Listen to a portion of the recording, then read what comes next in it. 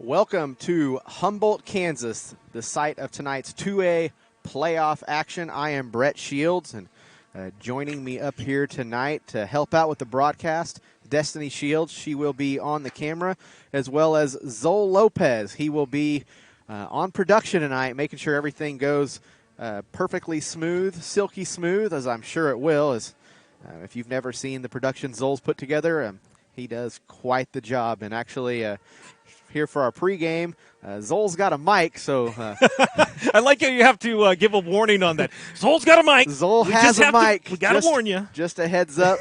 if you hear somebody mumbling in the background, it's probably me when Zol's talking. But it should be an exciting night of football. We've still got about 5.5 minutes on the clock. However, never really start exactly on time, and teams aren't. They're still in the locker rooms as of now. Zol, you got something? Yeah, I do want to say thank you to you for coming over and helping us do this broadcast. We've been following the Humboldt Cubs through the years with David Hart, also Wyatt Bollinger, as well as David Bradbury. I mean, we've had great success in building that following through the couple of years. So very thankful to have you on board. You've called all the games for a local radio station, so nobody knows the Cubs better than you. And to have you a part of our broadcast, we're very excited with that. And we're also very excited for our sponsors. First and foremost, we have to send a big thank you to Johnson Schoenger PA, because without them, we are not here doing the broadcast. Also, a big thank you going out to Merle Kelly Ford in Chanute, Finley's Lawn and Pest Control, the Monarch Cement Company, Integrity Insurance, Merle Kelly Ford, as I just mentioned, Johnson Schoenger PA, because we'll do it again, give them some more love, the Humboldt Recreation Commission, the Wellness Center, and Animal Medical Center PA. So a big thank you going out to all of them for making this possible as the Cubs come on out from the tunnel. And Brett, it's cold, but it's not snowing. This is playoff football. It's not snowing, and despite what all the weather said, it's not that windy. No. Everything I saw was that there was going to be a 10 to 15 mile an hour wind, a breeze at least, if you want to call it that. Not so much. It's kind of, the flags are pretty much laying down. I mean, they're waving just a hair, but overall, a pretty nice night for October Halloween night football. And I guess that's a good omen if you're the team wearing orange and black on Halloween night. That, to me, that's a good omen at least. And both teams now making their way out on the field. Central Heights coming out of their locker room as well. Should be a good night of football. Of course, Humboldt wearing their solid orange uniforms, white numbers outlined in black helmets. Yeah, and, you know, Brett, with this matchup here, I know people look at it on paper with the record that Central Heights has, but you do a little bit closer looking at their stats, at their size and stature. I mean, up on that front line, they've got quite a bit of size. They have some playmakers. Obviously, Connor Haviland is someone that not just here in Southeast Kansas are mentioning, but throughout the whole state of Kansas.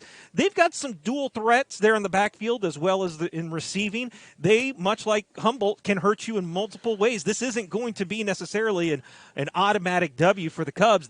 If you come out and you don't play your best game, you're going home early before the postseason even begins. Yeah, obviously Humboldt winning District 1. They were the 1 seed coming out of that. And Central Heights, the 4 seed. Now, that's a very tough district. Silver Lake, Osage City, Oskaloosa, the other 3 teams coming out of that district. But, yeah, looking at some of the numbers for Central Heights, especially, I mean, not stats-wise even, just height, weight, on that front line, offensive line, for Central Heights, 225, 200, 230, 230, and then, of course, you got 190 on there. But that's, I mean, 2A, that's pretty good size.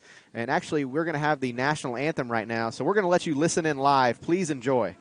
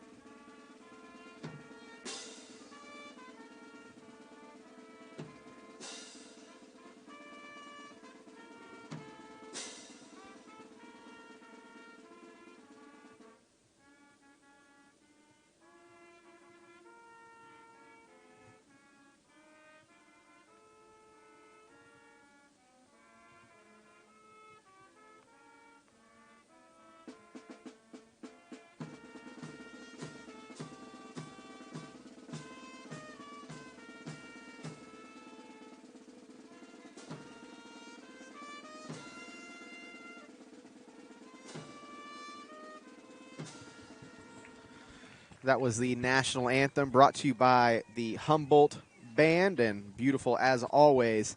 And as we were talking about before we went to the national anthem, Central Heights team, they've got a little bit of size, especially you look in their backfield, junior quarterback Brady Burson, 6'2", 180, 25 of 50 on the year, 276 yards, so not a whole lot of passing, however, 50% completion percentage.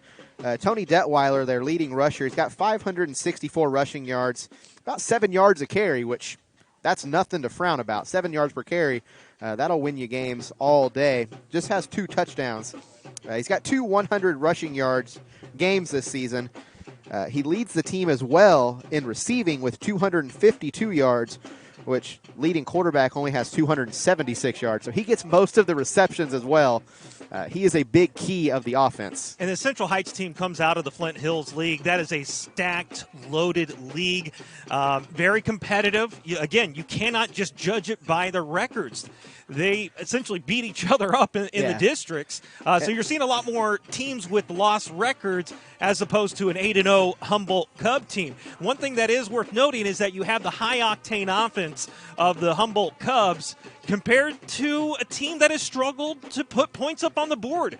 I think that's going to be the difference. If Humboldt's offense can take charge early on, Cubs should be punching their ticket to the regional round of the playoffs next week. If you look at it game by game for Central Heights, they scored 6 points in the first game, got shut out week 2, and then 6 again in week 3. Then somehow they scored 42 in week 4. However, that was a 5 overtime game. And when you get into multiple overtimes like that, naturally you score a lot of points.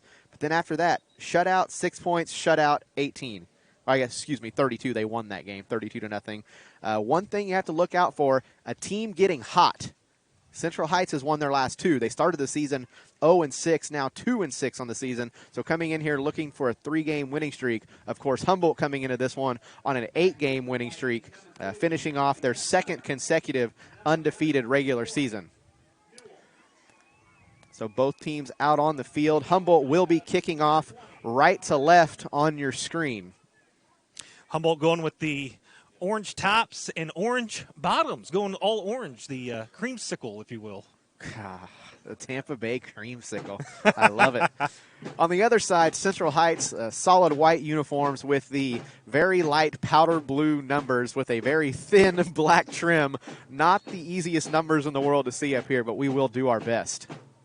Connor Havlin will do the kicking duties. This one's underway. It's going to be a short kick, kind of squib, bobbled, ball still on the ground. Still on the ground. Now finally, player will fall on it at the 25-yard line. So that'll bring out the Viking offense for the first possession of the game. Ball recovered by number 10, Hunter Bones. And that was number 10, Hunter Bones, the 6'1 junior. He lines up at the receiver position, does have 100 yards on the season, averages a little under 10 yards per reception.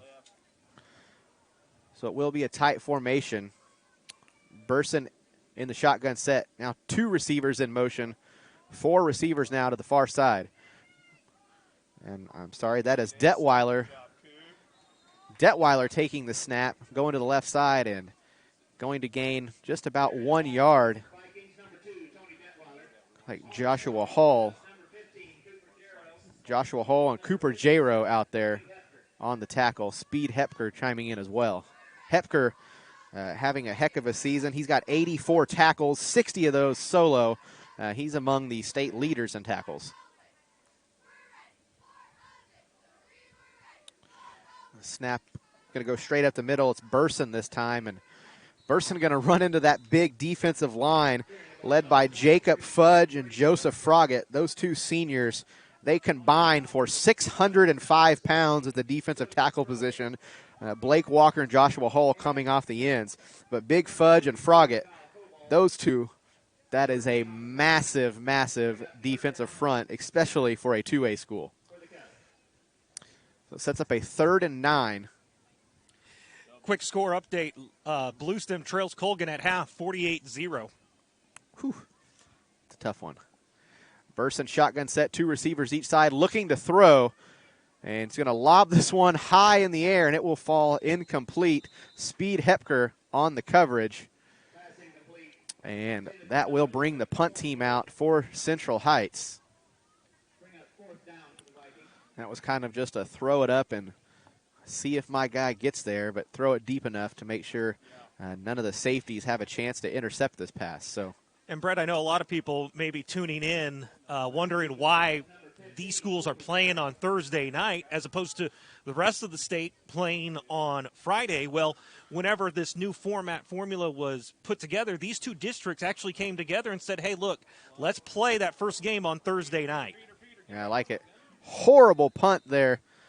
Thanks for the update on that one, Zol, but that's a 3-yard punt, went off the side of the foot. So Humboldt going to take over at the Central Heights 29-yard line. So a very short field now for the Humboldt offense, as if they needed any help. This Humboldt offense has been something else this year, led by Connor Haviland, who has 1,821 rushing yards as well as 29 touchdowns. He's averaging 17 yards per carry. Snap to Haviland, the shotgun set. He's going to follow Coronado to the right side. Now breaking tackles, bouncing it outside. It's Haviland all by himself. He's got the pylon. Touchdown, Humboldt. A minute 48 seconds into the game, Humboldt has their first lead, 6-0. A great job, Connor Haviland following his blockers, breaking one tackle, and then finding his way to the outside. Connor Haviland with his 30th rushing touchdown of the season. Cubs will go for 2, as they have done after every touchdown this season. Haviland shotgun set, 3 receivers to the near side. It's going to be an option play to the right. Haviland going to cut it up himself, and he will skip into the end zone. So 2-point conversion will be good. 8-0, Humboldt on top with 10-12 to go. We're going to take a quick break.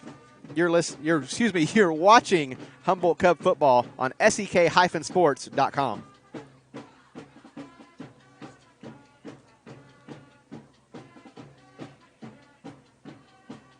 If you're looking to save a buck on a new-to-you truck, car, or SUV, come see the selection at Merle Kelly Ford in Chanute. Spot a yellow tag and save thousands off the original listing price. Third row, leather, power seats, Bluetooth, rear view cameras. It's the markdown sale at Merle Kelly Ford in Chanute.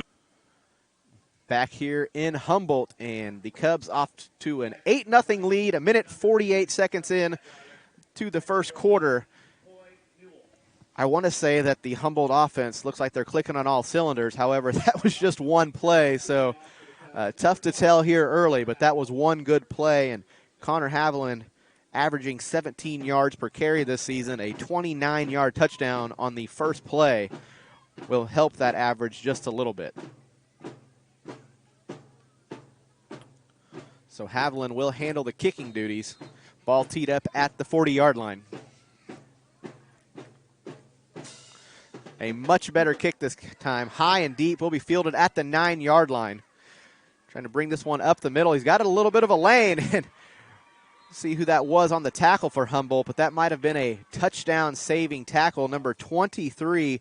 That's Gavin Page, the sophomore. And again, Page probably saving a touchdown there as the returner for Central Heights found a lane and did a good job hitting the hole.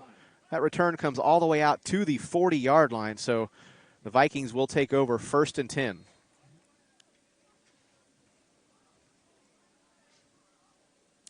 Again, watch this dig up front between the Central Heights offensive line against the Humboldt Cubs defensive line. And a good play there by Central Heights, running the jet sweep to avoid that front defensive line, as Zol just mentioned. A good job coaching there on the Central Heights side. They knew that first possession that they were having no luck running it up the middle, so a jet sweep, ended up picking up 9 yards. Bring up second down, called a short one. Brett, you and I both got here at around 5:30, and Central Heights, they were already inside the locker room trying to stay as warm as much as possible. Yeah, they didn't spend a whole lot of time out on the field early, that's for sure. Detweiler takes the direct snap. He's going to go right up the middle. Does get enough for the first down, but picks up just over a yard. So it will give the Vikings a new set of downs. moving the ball just across midfield. So 1st and 10 from the Humboldt 49-yard line. Yeah, Central Heights, they didn't want to go out and practice too much in the cold. They waited until about 30 minutes before kickoff to come out and really get much of a warm-up going. And this is the first time in the ball game that the ball has crossed over into Humboldt Cub territory. It's technically the first time it's crossed midfield. It's going to be a pass this time. Man, that one's all by itself. It's intercepted. Can't tell who that is. Cooper J-Row on the far side. J-Row's got a running lane. He's going towards the end zone. He's going to take it all the way. Cooper J-Row, 62 yards to the house. 14-0. Humboldt on top, 8:41 to go. And who needs offense when Cooper J-Row can use his speed on the defensive side of the ball? All he had to do was get his hands on it. Yeah, absolutely. He that was beautifully picked and patient. He didn't do too much. He sat back in that coverage and actually spotted the ball as it was in the air. Yeah, I saw it was a very high floating pass, stepped in front of the receiver, and then went up to go get it at its highest point to make sure the receiver didn't have an option to take it away. Cubs will go for 2. J-Row in motion. Fakes the handoff. Ball's on the ground. Haviland picks it up, but he's going to be unable to get that one in the end zone. So the 2-point conversion will be unsuccessful. Still 14-0. Humboldt on top. 8:41 to go. We're going to take a quick break. You're watching Humboldt Cub football on SEK-sports.com. We'd like to thank the following businesses for providing coverage of today's live stream Humboldt Football Cub action on SEK-sports.com. A big thank you going out to the Johnson Schoengert PA firm, as well as Merle Kelly Ford in Chanute, Finley's Lawn and Pest Control, the Monarch Cement Company, Integrity Insurance, Humboldt Recreation Commission, the Wellness Center, and Animal Medical Center. Without their continued support of our coverage of local high school athletics, well, we wouldn't be here, and they're the ones that help pay the bill that we take on from Keisha. So big thanks to all of our sponsors, especially Johnson Schoengert PA. They were our big help to get this one brought to you tonight. So big thanks to them, and thanks to all of our sponsors for getting this live stream up tonight. And we want to mention, too, we're not just doing this one game. We're doing the Humboldt Cubs as far as they go. And so a big thank you to our sponsors for making that happen. It's a short kickoff. Will be a fair catch. That was number 5. Carson Wood. So the Vikings will take over 28-yard line, 1st and 10. Game's just now getting underway across the state of Kansas. 8-man is playing tonight. We do see some 3A schools. Also, there are some other 2A schools. The 2 teams, or excuse me, I guess the 4 teams, 4 other teams that competed in this bracket in district play, they're playing tonight as well. It appears, can't tell if that's Detweiler in the backfield. Detweiler will take the direct snap, trying to get the edge, currently losing yards. Well, stays on his feet. There's a flag on the play. So this will be about a 3-yard loss. We'll see what the flag is, however.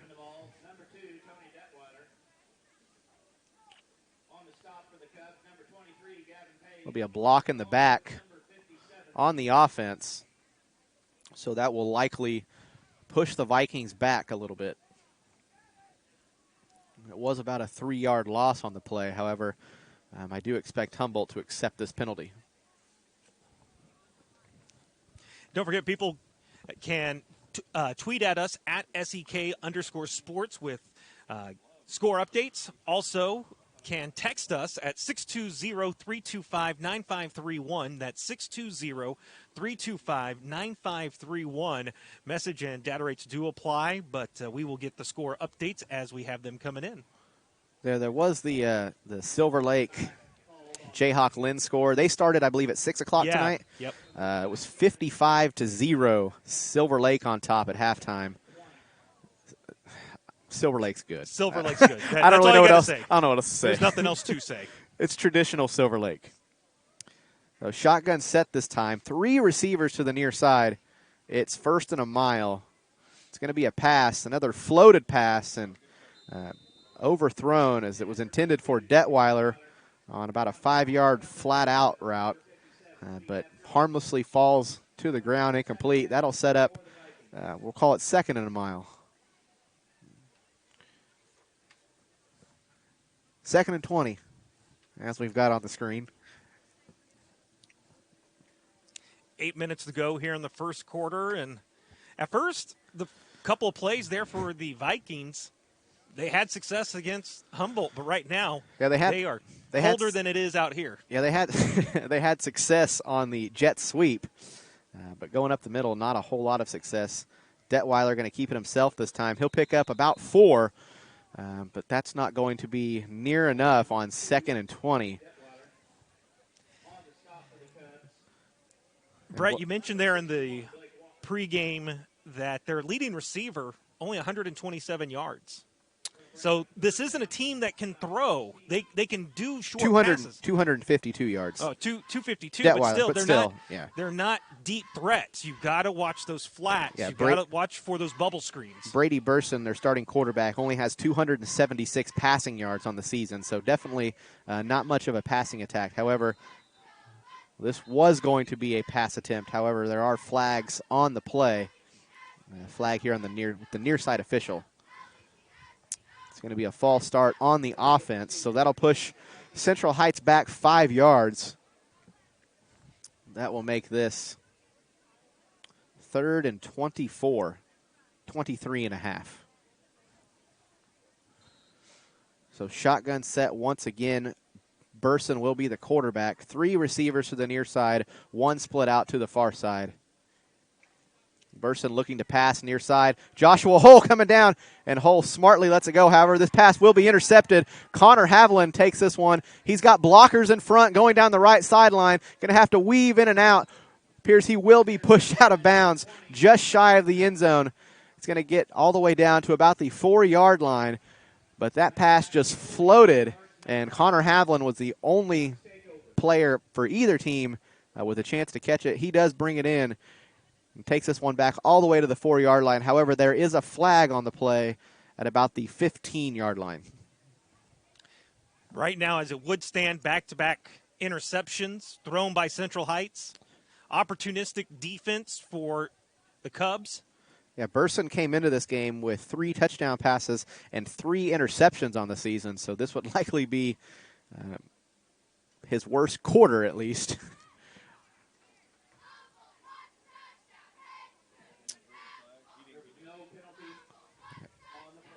Inadvertent flag, so there will be no penalty. So it'll be 1st and goal from the 4-yard line. So the offense will make their way out onto the field. And it's a pretty good unit out there as they've scored quite a few points this season. It's been an impressive feat this year. Double digits every game. Only scored under 30 once, and that was a 20-14 victory over Riverton. Haviland's going to take this one up the middle. Actually, that's Joshua Hull. Hull took the direct snap. Right. Not something you see every day. Hull in the backfield, especially wearing number 71. Only picks up about a yard. I think Hull wants the ball again. He just wants to score. I don't blame him. He's your starting right tackle, but he wants to get into the end zone. He's a senior. And talking with Coach Wyrick just 2 weeks before this game, he's mentioned it multiple times. We've got to find different ways to get others involved. Everyone knows Connor Haviland. It's easy to key in on him. But if you can get a Coronado or, I guess in this case, a Hull in there, then it becomes multidimensional. Yeah, the direct snap to Joshua Hull. Hull's in there. A 3-yard rushing touchdown for Joshua Hull. I think it's fair to say he was not going to be denied. Yeah, that's quite impressive. 20-0, 6:17 to go. The conversion attempt still to come. But how about that? Joshua Hull, his first rushing touchdown of the season. I want to say career, but I can't confidently say that. I'm getting told that is his first rushing touchdown of his career. And we've got it right here on SEK-sports.com for him and mom and grandma and dad to all go back and Joshua Hull's going to take direct snap again. Is he going to throw? He's going to pitch it. He's pitching it to Haviland. Haviland got a little bit more agility, but Haviland will take this one in. 22-0. 6:17 to go in the first quarter. It's been a fun first quarter so far. We're going to take a quick break. You are watching Humboldt Cub football on SEK-sports.com. If you're looking to save a buck on a new-to-you truck, car, or SUV, come see the selection at Merle Kelly Ford in Chanute. Spot a yellow tag and save thousands off the original listing price. Third row, leather, power seats, Bluetooth, rear view cameras. It's the markdown sale at Merle Kelly Ford in Chanute. Back here in Humboldt, Kansas, a beautiful night for high school football, the Class 2A. We're calling it state playoffs. However, we've been told that this is technically week 9. And if you remember, you go back a couple years ago and they played a 9-week regular season. And now we just play an 8-week regular season. And then week 9, your opponent gets determined based on how you finished in the district. It is a playoff game in the sense that it's in the bracket. However, you got to really look at it as a play-in game. Yeah. Everyone gets a play-in game in order to make it to the bracket. Even if you finish in 5th or 6th place and don't technically make the playoffs, you play the other 5th or 6th place team in the other district that you are matched up with. Score update coming out of Columbus. Titans lead Anderson County 6-0 with 2:40 left to go in the first. That's a good one. Anderson County is going to be a beast. Ball's live. Whew. Ball does fall harmlessly out of bounds. However, Trenton Heisler, the 165-pound junior, he was streaming down the sideline, nearly got to that one before it went out of bounds, but the flag does come out. So Central Heights will keep possession. And looks like we're going to have a re-kick, actually. So we'll move them back 5 yards, and we'll re-kick this thing. Okay. Seems risky. They nearly recovered a onside-ish squib kick, if you want to call it that. And coach said, you know what, make him do it again. Give him another chance. So Haviland will tee this one up from the 35-yard line this time. Something I do notice here, Brett, looking at the Humboldt sideline, you see everyone, and you look at the numbers. Numbers game's going to come into play each round. Over on Central Heights, maybe eight substitute players. They don't have the numbers that Humboldt does. Yeah, this one kicked deep, fielded at the 15-yard line. Tell you what, the best plays so far for Central Heights has been on the kickoff return, and Jackson Akins looks like he missed a tackle there, but Humboldt able to make sure they didn't give up a touchdown at least. But. Well, and like we said, looking at this on paper, yes, they're 2-6. But again, you look at their stats, they've got the speed. Watching them here, they have the speed to do some damage. Yeah, they definitely do. And you look at just their receivers, 6'1", 160, 5'9", 160, 5'9", 145. And they've all got receptions on the season, so you know they've been involved in the offense. Are they getting all the touches that Tony Detweiler has gotten? No, but they're still getting involved. Impressive feat. Detweiler, just a sophomore, and he's the focal point of this offense. Pass will fall incomplete here to the near side. That one was intended for Detweiler, and that's the 3rd or 4th pass already intended for Detweiler. He is unable to come up with a reception here so far tonight. But, yeah, talking about the Central Heights schedule, started the season at Linden, lost 33-6. Council Grove lost 36-0. Waubonsie 31-6. Then they had the overtime game with Oskaloosa. 5 overtimes, 48-42. Oskaloosa is a good football team. Yeah. That's surprising. Then the next week they got Silver Lake. It was 48-0. You know what? The fact they gave up 48 to Silver Lake's kind of impressive. Silver Lake's really good. They are. They put up 55 on Jayhawk Lynn, a team that Humboldt faced off with. Yeah, Humboldt only put up 44 in the game. Burson picks up a little bit on that carry. It will bring up a 3rd down. It's going to be 3rd and about 1. Humboldt's defense having trouble with that run. They have been gashed a couple of times. How many 9-yard plays have they given up? I believe 2 that I can recall off the top of my head. Yeah, the first one on the jet sweep and now that one. So 3rd and 1, this one likely going to go right up the middle as well. And that's the worry is Detweiler gets a big gain. And that's kind of been the way things have gone all season is that if the running back can break through that first initial line, they pick up 8-9 yards. The reason for that is you've got your linebackers, primarily Briar Orth, Speed Hepker, Kyle Kobold. Those 3, they like to cheat up, especially Speed Hepker. Hepker likes to play about 2.5 yards behind the defensive line. Well, if he gets sucked up in that hole, that's a good call by the official there. I hate to go off topic what I was talking about. Detweiler went down to a knee to pick that ball up, but knee was down, so that's going to be about a 4-yard loss. Talking about Hepker, Hepker likes to play 2.5, 3 yards off the defensive line and is usually moving up at the snap. If he gets beat by the running back as far as guessing which hole he's in, the next line is the safeties, which are 12, 13 yards off the ball. So if they get past that initial line, it seems like it's an 8 or 9 yard gain every single time. Have 3 receivers split to the near side. Burson going to keep this one up the middle, and a much better job by that defensive line of Humboldt. However, the pile's still moving, and it appeared to be about a 2.5, maybe 3 yard gain. It's going to turn into close to 6. Give the offensive line of Central Heights credit.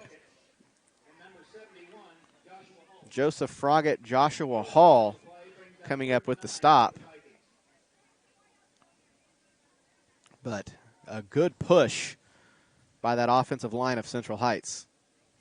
Brings up a 3rd, and we'll call it 9.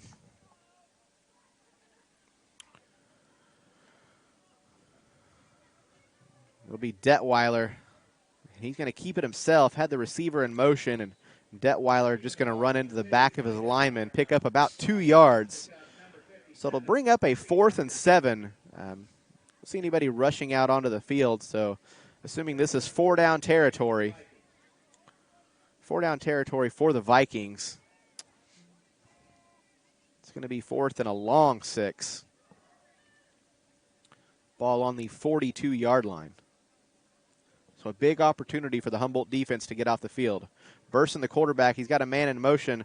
Now it's pitched to Detweiler. Joshua Hull gets double-teamed, and Detweiler gets pushed out of bounds. We'll see where the spot is. This will be an interesting one. I was going to say right now. Looks like he's short. With the way that Humboldt's offense is running, Central Heights has to go for it. Absolutely. They're already down 22-0.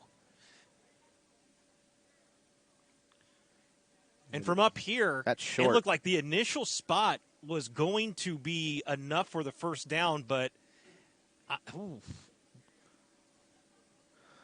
know. It looks like he's about 6 inches short, but we'll see. I'm going off of the other chain. Missed it by the dimple. Yeah, he really did. It's going to be Humboldt football. That's a tough break for Central Heights, as already trailing 22-0 with a little over 3.5 minutes to go in the first quarter. Big blow to the Central Heights offense as Humboldt just barely squeaks their defense off the field. Now let's see what the offense can do. This may be their first opportunity to put a legitimate drive together. So it will be Haviland, the quarterback. Haviland going to fake to the right, now go left, and Haviland's gone. He's at the 30, the 20, 15, 10, 5, touchdown. Connor Haviland, just like that, 64 yards to the house. No flags on the field. 28-0, 3:26 to go in the first quarter. And Haviland did a nice trick there. I don't know if you caught that. He faked the pitch. No. As he hit that second level into the secondary, he used the official as an extra blocker between him and the nearest tackler. You have to go back on the YouTube channel, sek-sports.com, and go rewatch that one. Watch what he did there. I liked it. That's smart heads-up play. The good ones know how to utilize that. Use every blocker you got. So it And will sometimes be it's just the positioning of the official. It just happens, too. Gavin Page in at quarterback for the conversion. Hands it off to Coronado. Gets cut short, so the conversion attempt will be no good. 28-0. Humboldt leading, 3:26 to go in the first quarter.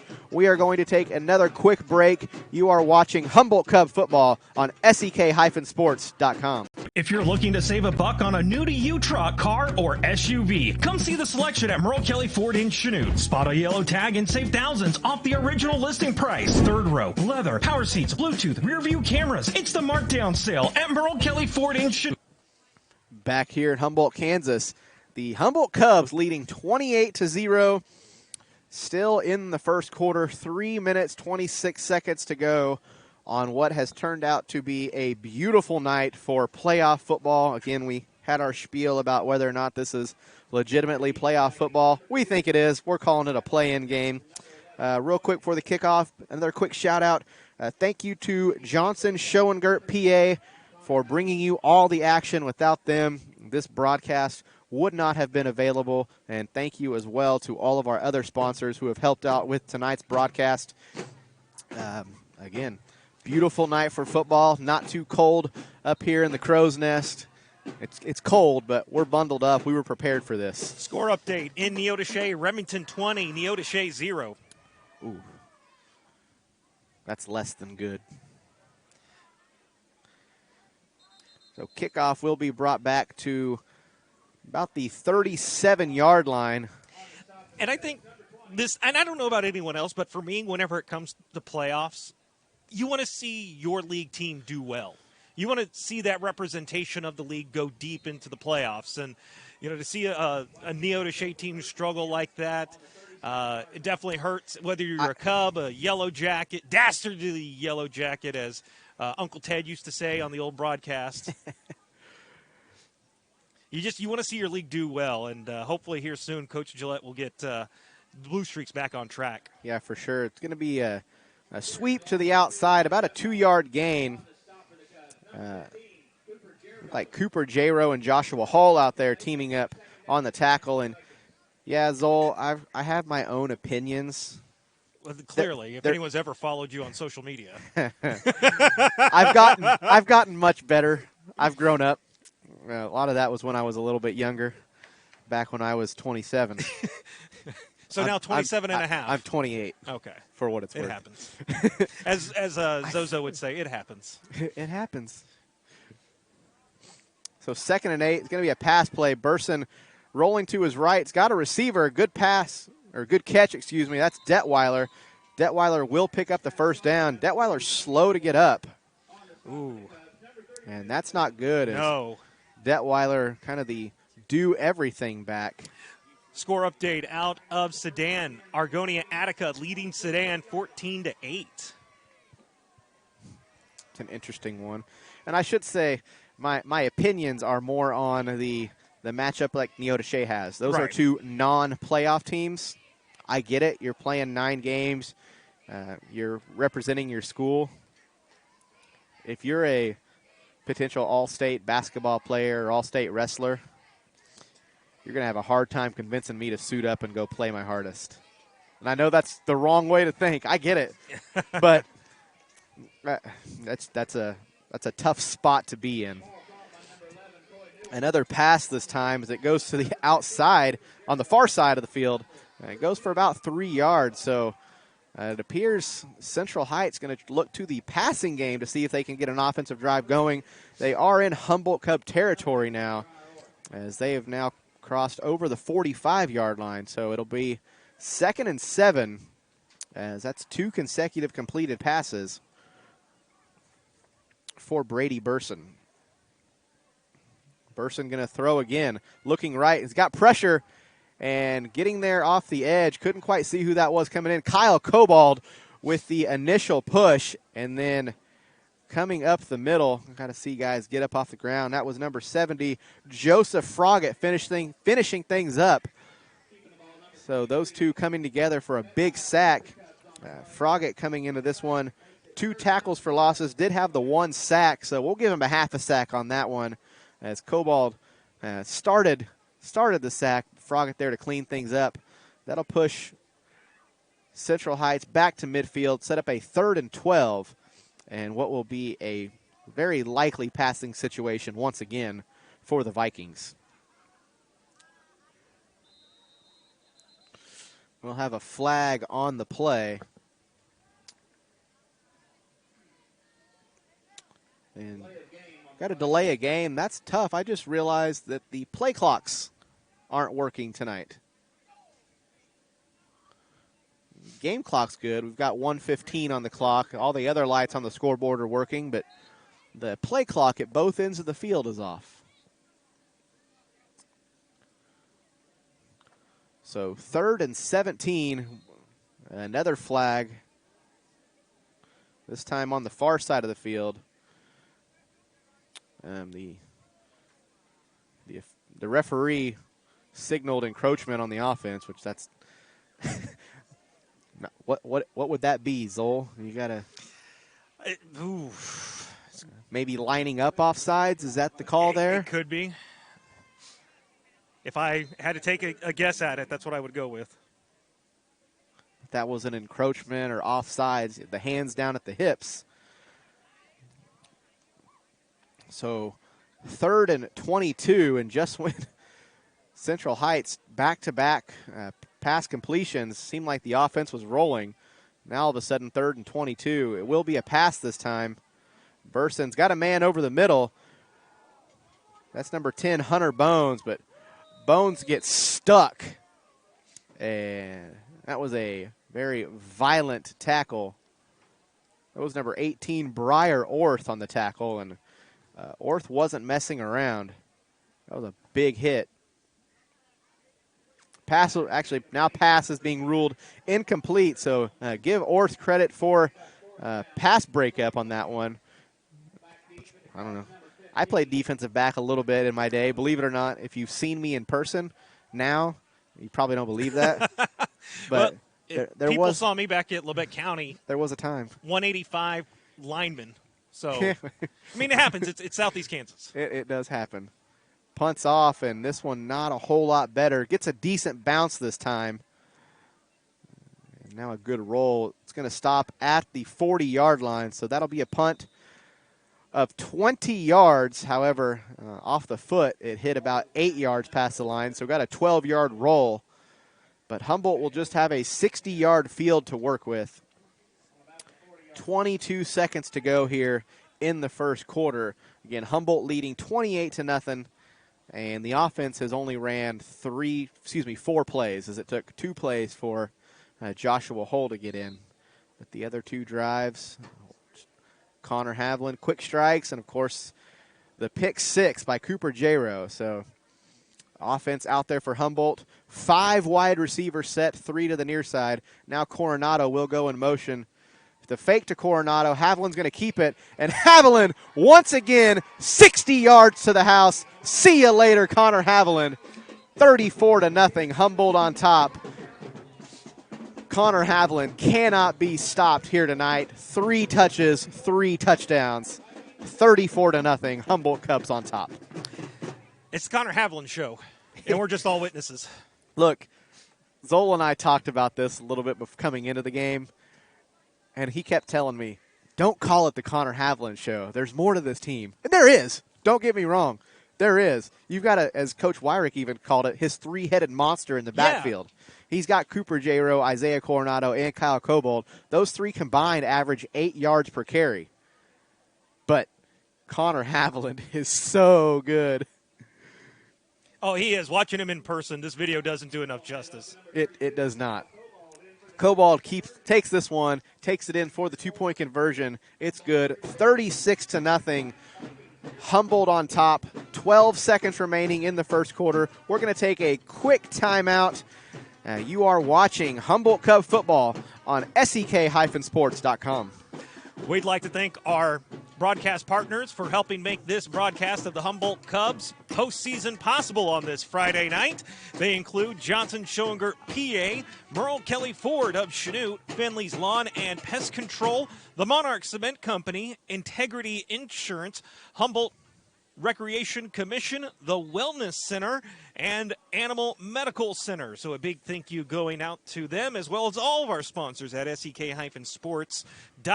As you read the articles, check out the team pages and more.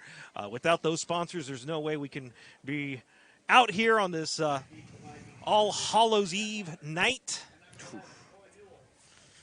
It is a beautiful night. If you stayed home and took the trick-or-treaters out, or if you're staying home passing out candy to the trick-or-treaters and watching us live, we appreciate that. And a big shout-out to Johnson Schoengert, PA, for getting us on tonight. Kickoff will be fielded at about the 15 and runs into an immediate tackler. It looks like Speed Hepker over there on the far side of the field. Have time for one final play here in the first quarters. We've got 4.3 seconds to go, so likely just the one last play before we move on to the second quarter. We're still only in the first? It's still the first quarter. This has been just action-packed. I mean, we've seen big runs up the gut. We've seen almost 2 pick sixes. My favorite thing is when they watch film, I really want Coach Wyrick to get onto his team for Central Heights ran way more plays, way more number of plays on offense. Time of possession has just been dominated by Central Heights. I'm sure he'll appreciate that. Good thing you guys are close. That's one way to get onto your team. I understand it's hard to, especially situations like this. I mean, 36-0 still in the first quarter. You know, how do you watch film in games like that and say, we got to do this better? You know, that's just tough. One thing you can point out is, guys, we got dominated in the time of possession. Unacceptable. But, you know, nearly 200 yards in offense by one player and 3 touchdowns will probably work too. It's going to be a jet sweep, a little bit of running room. And trying to see who that was. Number 15, Tony Kirkland, the 6-foot, 160-pound senior. That is finally going to end the first quarter. Humboldt leading 36-0. We are going to take a quick commercial break as we end the first quarter. You've been watching Humboldt Cub football on sek-sports.com. This may sound like a typical high school basketball game being played on a Friday night in Kansas. In fact, it's a crash course in cooperation and teamwork. It's a test of dedication, determination, and drive. It's character development in action. If you think high school sports are only about competition, think about this. High school sports can play a critical role in a student's overall education. In fact, studies show that students who participate in school sports are more likely to enjoy greater levels of achievement in their academic lives. At the same time, playing sports helps teach lessons not covered in the classroom. Lessons like tolerance, respect for the rules, and the importance of supporting your community. High school sports, a winning part of a complete education. This message presented by the Kansas State High School Activities Association and the Kansas Interscholastic Athletic Administrators Association. Back here in Humboldt, Kansas, as we are about to start the second quarter of action. Humboldt leading 36-0. It's been the Connor Haviland show on offense and a pretty dominant performance by the Humboldt Cub defense as well. Central Heights going to see what they can get going here in the second quarter. And first play, the answer is going to be absolutely nothing, as about 2/3 of the Humboldt Cub defense there on the tackle. Everybody wanted in on the action, led by Joshua Hull. But just about everybody else wanted to get in on that one as well. So that'll bring up a 3rd and 10. Ball on the Central Heights 28-yard line. So it's going to be an empty backfield. Detweiler looking to throw this time. Going to the right. Oh, what an interception! Oh, my goodness! Gunnar Elder looking to take this one all the way. Tries to make a move. Elder leaning in, and What's the call? Give me a call. He is going to be down at the 1-inch line. My goodness. Did he seriously reach to the heavens and bring that down with one hand? Gunner, don't forget to respect your elder. Holy cow. What a pick. One hand. My goodness, that was special. However, this one is going to come back. No. Hey, on the bright side, he didn't score, so it's not wiping off a touchdown off the board. That could have easily been the number one play in SEK-sports.com top 5 plays of the week. Zoll, it still is. I don't care. That was amazing. We will definitely have to go back on the YouTube channel and watch that again because that was something special. Let's see what the flag is. It's going to be a block in the back. So based on the call, the interception will stand. So with the interception standing, it's still eligible to be the number one play of the week on SEK-sports.com. That was one heck of an interception.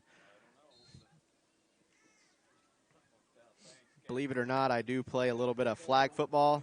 Had a guy that used to play with us. His nickname was Daddy Strong Hands. What? Never mind that. Gunner Elder might take over that nickname. What's going on? It's a long story.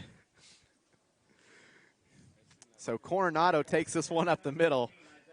It's going to be a gain of 3, so 2nd and 7 now for the Humboldt offense. You don't like the name Daddy Strong Hands? Probably a story that we can't talk about here on air, I would imagine. We can. We could. We don't need to. Okay, let's keep it that way. Haviland takes a snap. Ooh, Kyle Cobalt, look Good out. night. Whoo.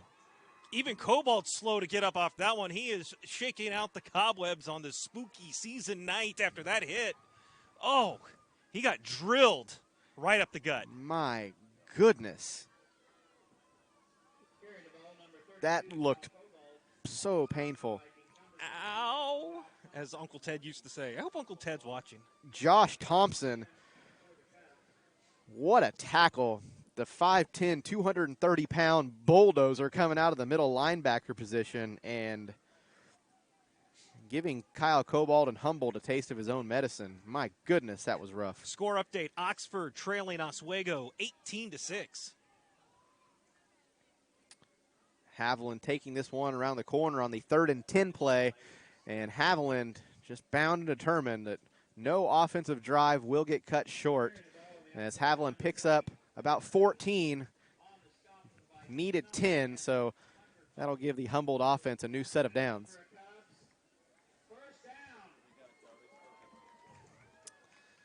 So Breyer Orth looks to be checking into the game. Cobalt coming off the field momentarily. I understand it. He just wanted a breather, man. Yeah. Well, I was going to say, notice that the Cubs, I don't know if they switched up any personnel yet, but they're not busting off as big of plays as they were in that first quarter.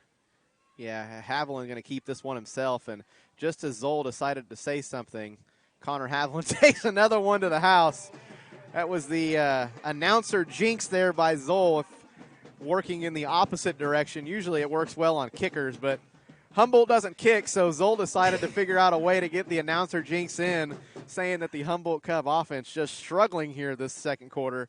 And just like that, Connor Haviland takes it in for once again another score.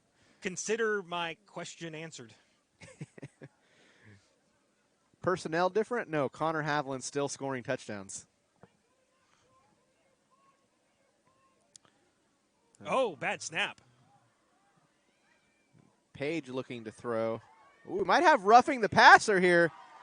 However, Cooper J-Row takes it in anyway. Anxious to see what the flag is, as that was a low hit, as Gavin Page got rid of it. But it was a low hit on Page. There is a flag in the end zone as well. Yeah, this one will be against Central Heights. Well, I say that, but as you mentioned, there is one in the end zone, one in the backfield. Could very well just play it again.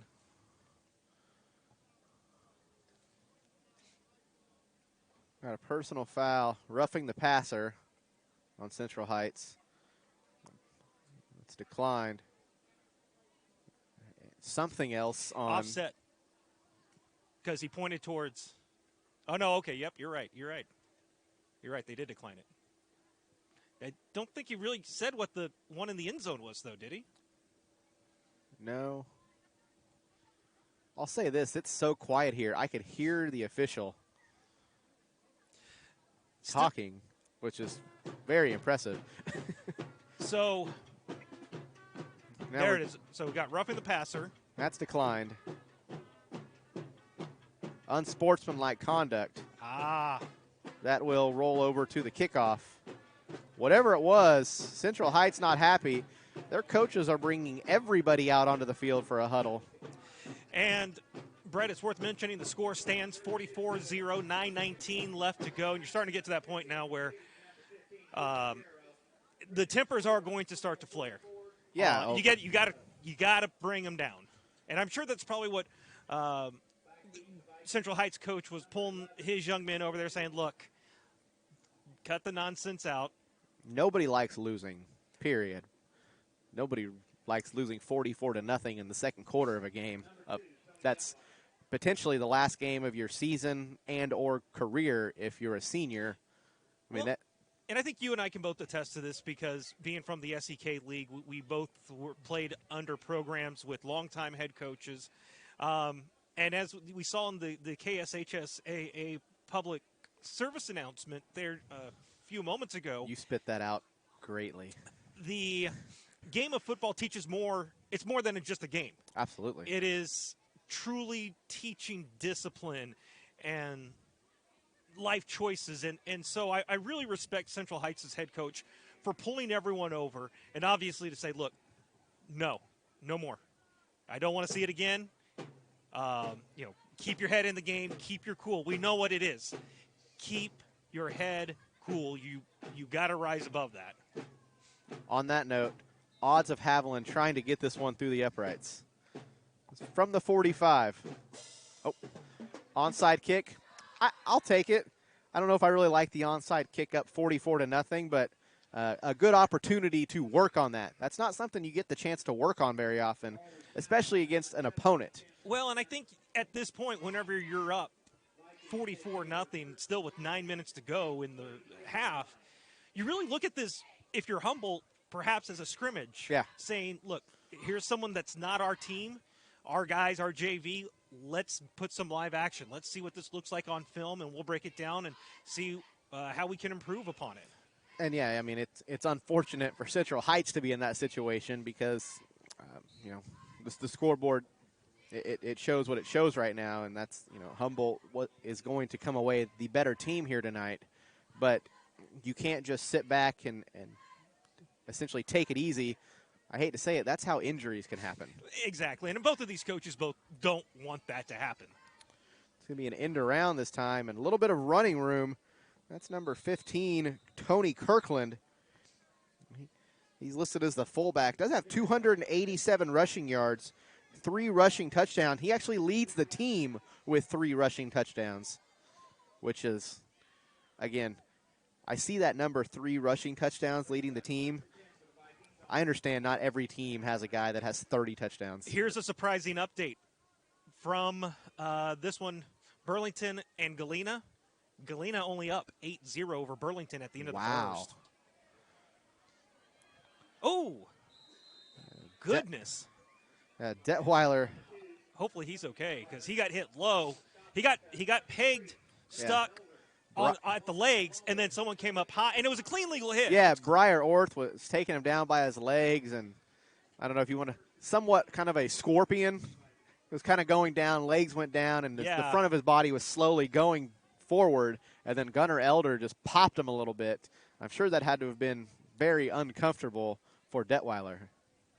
Like I said, it was a clean hit. Just, scary. Those moments, those tackles like those definitely make you cringe a little bit. Now, Brett, I have to ask, have you seen any sort of an offense like that where they're bringing essentially 2 wings over? They've done that a couple of times where they look like they're going to start in a wishbone flex type formation, I've seen Wishbone 3 times this year. Erie ran the Maryland I, which that was fun to call because nothing like watching them fake it to 2 different fullbacks or give it to the first fullback and then fake it to another running back 3 times. And that's a hard one to call for sure. Makes you feel like an auctioneer? Yes, at times. Detweiler taking the direct snap. He's got a little bit of room on the outside. And Aikens going low. Actually, looks like that was Gunnar Elder on the far side. I get those two. Man, I tell you what, Jackson Aikens, Gunnar Elder, you put them right next to each other. Oh, still wrong. That's Drake Harrington. You know, I've talked to Coach Wyrick plenty of times this season, whether it was during games, after. I didn't talk to him during games, but before games, after games, and he'll be the first person to tell you that he's got 15 guys on his team that are 5'8", 150 that are fast. And when they're out there on the far side of the field, it's kind of hard to tell who's who because they all, body style, they're all the same. They all look the same. So that one goes up the middle. It's going to set up a 4th and about 3. Detweiler picking up a couple of yards on that one. So we'll call it 4th and 3. And this is really the closest Central Heights has gotten to a scoring opportunity. Just over 6.5 to go in the second quarter. Looks like there are some defensive JV players out there getting some reps. Power formation to the left side. Oh, my. Coaches are heated. Coach Wyrick not happy. Humboldt going to take a timeout. So with 6:23 to go here in the second quarter, Humboldt leading 44-0. Humboldt taking that timeout. There. But again, this is a live scrimmage at this point. When you're up 44-0 with still 6 minutes to go before halftime, you got to use these opportunities, especially when you're looking at potentially a rematch next week with Southeast coming back. Or Osage City. Osage is tough. They are tough. We've called a couple of their games. Yeah, Osage came here last year in the second round of the playoffs, and that was a pretty close game. I believe it was 30-8, the final on that one. Don't quote me on that. I believe that was correct. But you see, as viewers are watching on YouTube right now, you see the 2 districts on the east side playing tonight. Everyone else, which, I mean, thankfully tomorrow we're going to know who Humboldt will face off against. But other teams, they'll be still doing their play-in matchup. So it kind of gives a little bit of an advantage. I guess it nullifies the advantage because both teams will be on equal rest. Yeah, but it's definitely nice to have that extra rest. So power formation near side, 4th and 4. Detweiler looking to throw and overthrows his intended receiver. The intended receiver there, number 4, Cass Burrows. So that's going to be a turnover on downs. And, you know, Zoll, Detweiler might have had a better chance to run that one. He probably would have had to have made a move or a stiff arm or something, but just had one man to beat to get the 4 yards needed. Was he scoring? Probably not. But I think he had enough room to pick up the first, but decided to keep with the play call and throw. But I think he's obviously done his research on the speed on the outside that Humboldt can bring. He knows that even if he does have that, he's going to need to overpower his defender and make quick work to get that first down. And I'm going to imagine this isn't going to go over well on the sideline. I could hear Connor Havland. He just yelled over to the sideline and said, "Where's my center?" That's not a good thing. Oh. Taylor Lastman, the starting center, he's out tonight with an injury. Hopefully he's good to go. You've got something good. Well, I mean, out of the 8-man side of things into the first quarter, Madison up 35-0 over Solomon. Madison hosting. Madison taking care of business there. Let's see here. Some other score updates on the Twitter sphere at SEK_sports.com. Oswego Oxford battle there, 18-14 in 8-man. Argonia Attica leads Sedan 26-16, and a final, Colgan defeats Blue Stem 57-0. Also worth mentioning on the Class 1A side of things, Olpe, they essentially got a first-round bye after Yates Center had to forfeit their game because they didn't have enough players to play 11-man. They were down to 10. Yeah, they played last week. Who did Yates Center play? They played Pleasanton. And they they scrimmaged. Yeah. They did an 8-man scrimmage, which is awesome. So Isaiah Coronado on the carry. He'll pick up 8, bring up a 2nd and 2. And, it's cool to see, obviously Yates Center, it's unfortunate they had to forfeit these games last week and this week, but pretty cool to see, last week, hey, let's play, let's scrimmage. Thankfully, no major injuries or anything like that coming out of that game. Didn't hear of anything anyway. Man in motion. Looks like Cooper J-Row. J-Row's got all kinds of room. One man to beat with a stiff arm. Tiptoes the sideline. Cooper J-Row, 59 yards to the house. 50-0 with 5:32 to go in the first half. Cooper J-Row with his 2nd touchdown of the game. His 1st on the offensive side of the ball. It was a nice little stiff arm he gave there at the end. Here's a score update. Anderson County, 7. Columbus, 6. Wow. I'm telling you, Anderson County, don't sleep on them. I was making the long road trip up here tonight to Humboldt from Chanute. Had to get my Pike Pass out. And I passed it appeared to be a student bus from Anderson County, so it looked like they had some support coming down. Gavin Page going to keep it on the conversion. I've noticed he's come in for the last couple of conversion attempts. Why not give him an opportunity to get a few more plays in? You never know when he might be needed. Conversion attempt unsuccessful, 50-0. 50-0. Humboldt on top, 5:32 to go.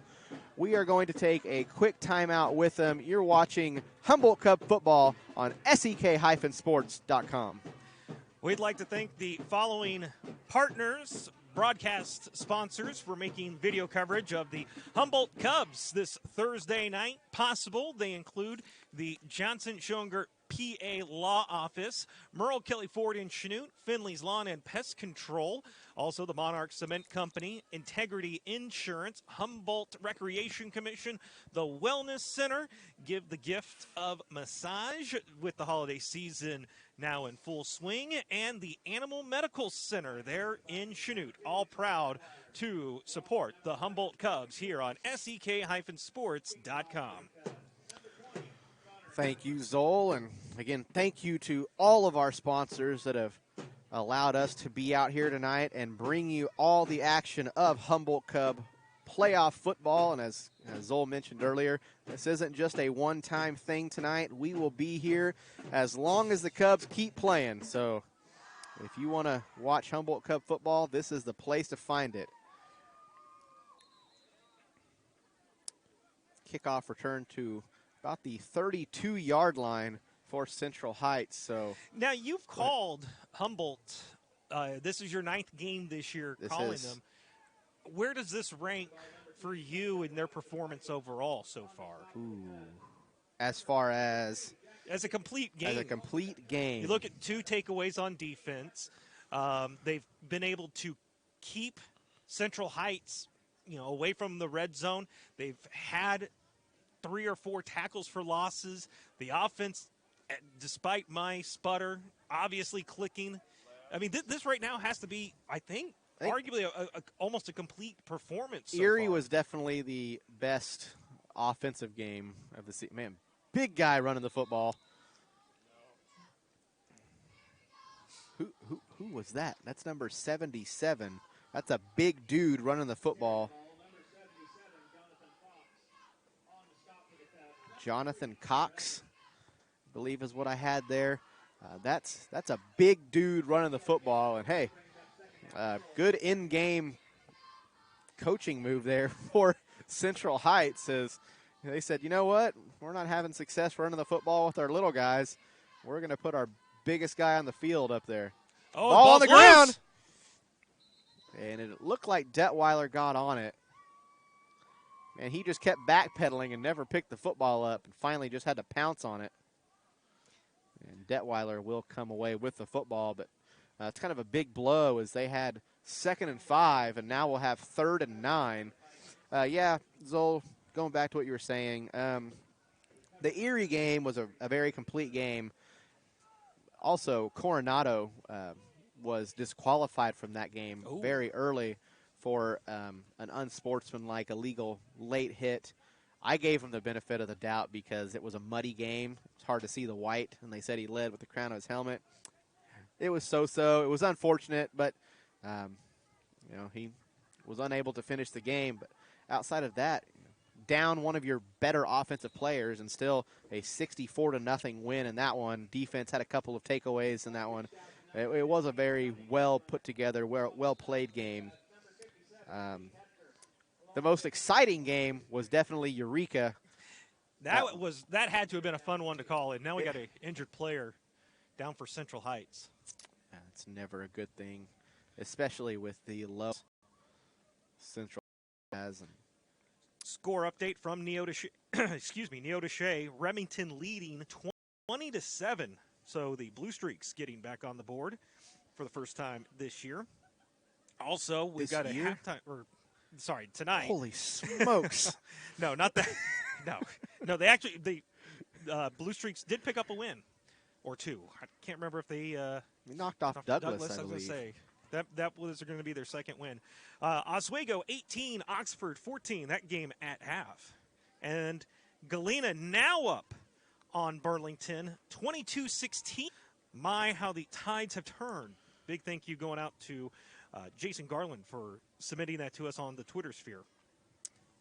Yeah, thank you, Jason. No scores yet out of Osage City, correct? None that I've been able to see, but we also haven't been tagged in any yet either. All righty. See what we can do on that front for you. 4:20 to go and counting in the second quarter. Again, Humboldt leading 50-0. Detweiler was looking to throw, now trying to evade tacklers, going in the wrong direction, and finally decides to cut up field. He's going to lose yards. It was 4th down, so he was trying to pull out every last stop, but will not pick up the first down, will lose about 3 yards, and that will bring the Humboldt offense back out onto the field with exactly 4 minutes to go in the second quarter. So Connor Haviland will still be at quarterback. We've had a similar situation a couple times this season, and generally Connor Haviland does finish out the half.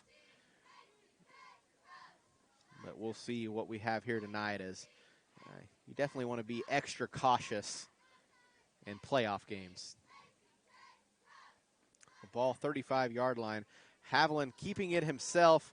Makes one cut upfield. Nice little sidearm throw. Pass is completed. Kyle Kobold. Kobold making a mad dash, and he will beat the defender to the pylon. Touchdown Humboldt. A 35-yard strike from Connor Haviland to Kyle Kobold. 56-0. Humboldt on top. When Kobold caught that pass, I was not thinking touchdown, but Kobold turning on the afterburners and just winning the race to the front pylon. It has been quite the show, and I think the only thing missing from me saying this was the best game, complete game, was a passing touchdown, and there it was. So it's hard to argue that any game has been better than this one so far. It's going to be an option play. Coronado trying to make one man miss. Makes a move, gets to the outside. The 2-point conversion is good. However, we will have a hold on Humboldt, so that will negate the conversion, and we will try again from 10 yards back. So I'm not sure who the guilty party was. That will make this a 12-yard conversion attempt. Excuse me, 13-yard. I know better than that.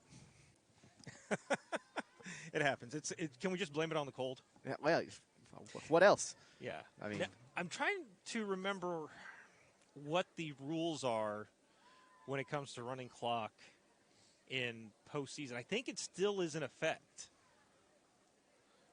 up until championship game. I do not know the answer to that. So Page still in at quarterback, takes the snap, rolling right, going to look to throw. This one will fall incomplete as Detweiler, nice little hit on J-Row. However, the ball had already been touched. No pass interference or anything like that. So conversion no good. Score stands Humboldt on top, 56-0, 3:50 to go in the second quarter. We're going to take a quick timeout. You're watching Humboldt Cub football on SEK-sports.com. Big thank you going out to our video sponsors. That is Johnson Schoenger PA, Merle Kelly Ford, Finley's Lawn and Pest Control, the Monarch Cement Company, Integrity Insurance, the Humboldt Recreation Commission, Wellness Center, as well as the Animal Medical Center. And by the way, I do want to throw out that visit Merle Kelly Ford on the Facebook page, as you can own an all-new 2019 Ford F-150 for under $40,000. You got to check out all the equipment on those two trucks. A beautiful silver. Another one is a race red. So go check that out over on the Facebook page, Merle Kelly Ford. Humboldt leading 56-0, just under 4 minutes to go in the second quarter. This has been quite a game. Humboldt coming into this one averaging 337 rushing yards per game and averaging 50 points per game. They have already passed their 50 points per game average here in the second quarter. Whew! My goodness, ball on the ground. It's loose. It's picked up by Humboldt. And that is, I believe, Drake Harrington. And Drake Harrington scoring on the kickoff. And again, if you wanted me to tell you the most complete game that Humboldt had this year, they've now scored on a kickoff. However, it wasn't a kickoff return. They scored on the kickoff. I don't think I've ever seen that. Demetrius Harris did it for the Chiefs a couple years ago. Well, I'm talking about in high school. Oh, high football. school. Actually, in a broadcast that I've done. I've called, over 10 years worth of football games, and that is a first. You're welcome. I think I win broadcast bingo. Not a big fan of bingo. I always lost a lot of money playing bingo. I'm old, so. That's just such a rare play. It is for sure. And, yeah, it's not so much in this game, but it's a huge game/momentum shifter. The two-point conversion is good. Isaiah Coronado gets that one in, so that'll make the score 64-0. And, Brett, I think that probably sums up the game so far for Central Heights, that right there. I totally thought you were getting ready to say, I think that score is going to seal it up. That was the one. Thank you.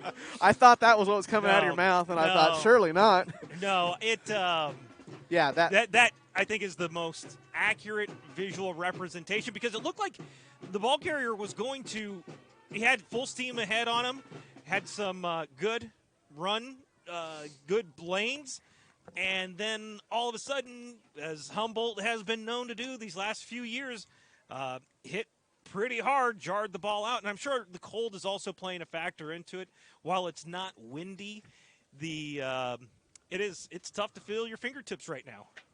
I mean, I can feel my fingertips. Well, that's because you're wearing gloves. I've got 2 pairs of gloves on, so my fingertips feel fine. But it is definitely cold up here. I know the student camera guys, they're up here. Their hands look red from over here. Yeah, shout out to you guys. You guys are doing a great job. They're the real MVPs. One guy doesn't even have a hood on. To be young. I couldn't do it. Kickoff will be deep, fielded at the 15-yard line. And nearly falling to the ground, but staying on his feet, getting this one out to about the 24-yard line. That was Hunter Bones. That was a nice little maneuver there.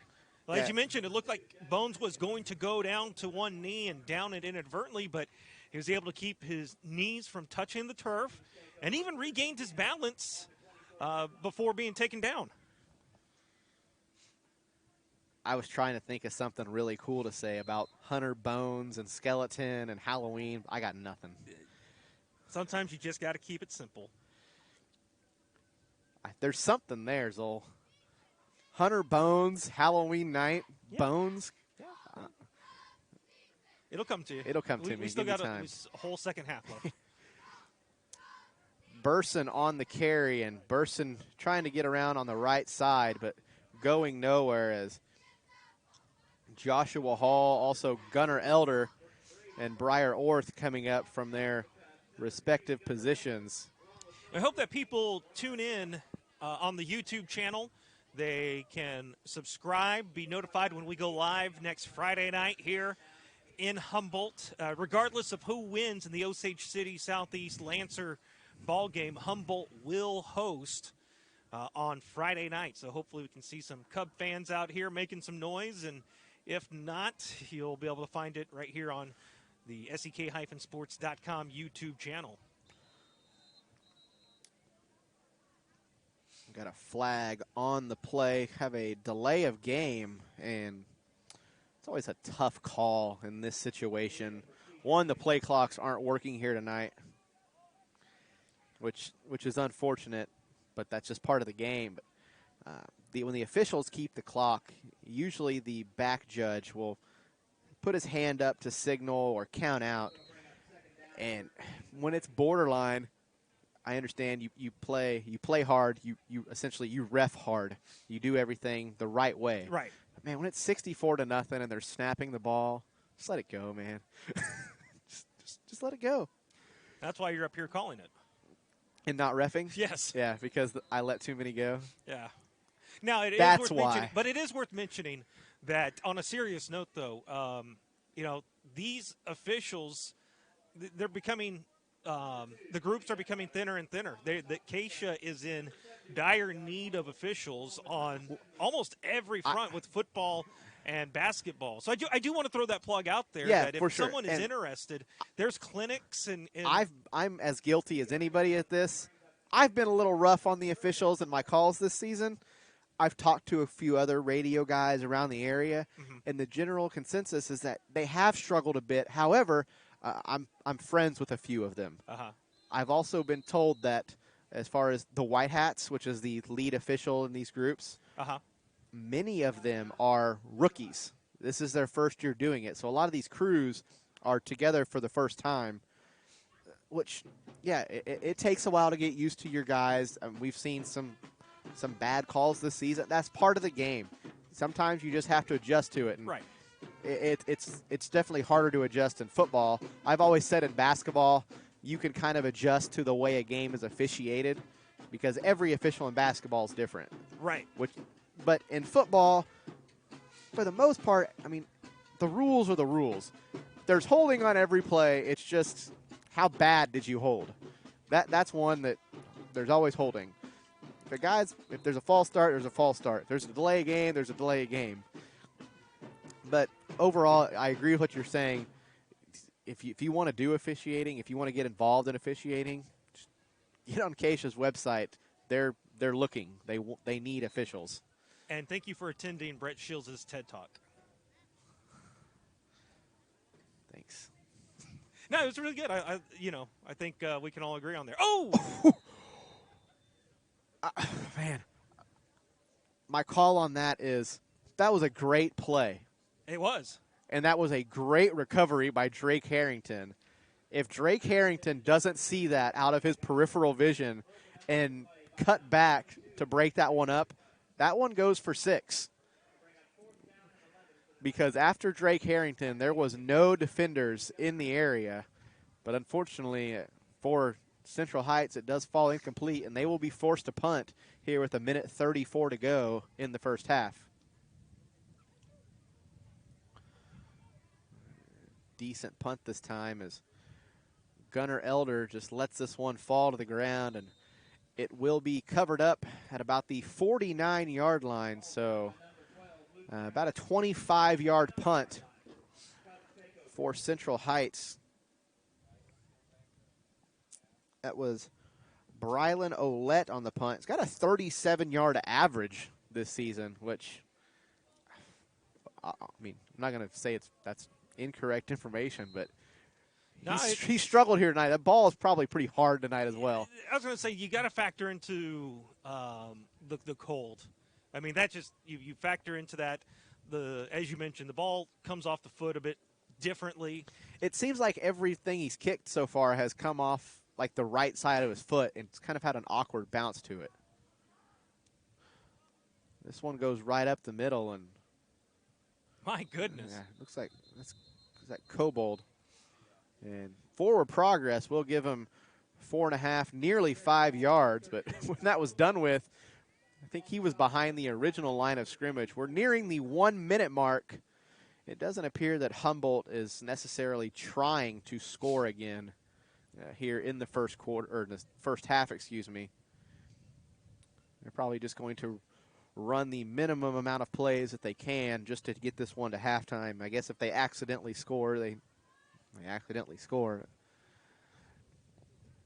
Haviland will be in the shotgun set, 2 receivers to each side. Haviland gives to his back. That's Coronado. Now Coronado dancing back and forth and will be taken down at about the 25-yard line. So clock will stop momentarily as they reset the chains. About a 25-yard run that time for Coronado. And I noticed that the official there, the white hat, he's saying, "Come on, let's get it going." He's getting the clock going. I think they're all, recognize the situation. They don't want to have to call another play if they have to. Just get everyone into the locker room. Coach Wyrett took his headset off, and I'm sure there's some players that are like, "Coach, we're close. Let's go for it." But right. That's kind of a respect sign there. So Cubs going to start jogging towards the sideline as wait till it's official. Now the clock does hit 0. So your halftime score, 64-0. Humboldt on top of Central Heights. It's been one heck of an offensive show for the Humboldt Cubs.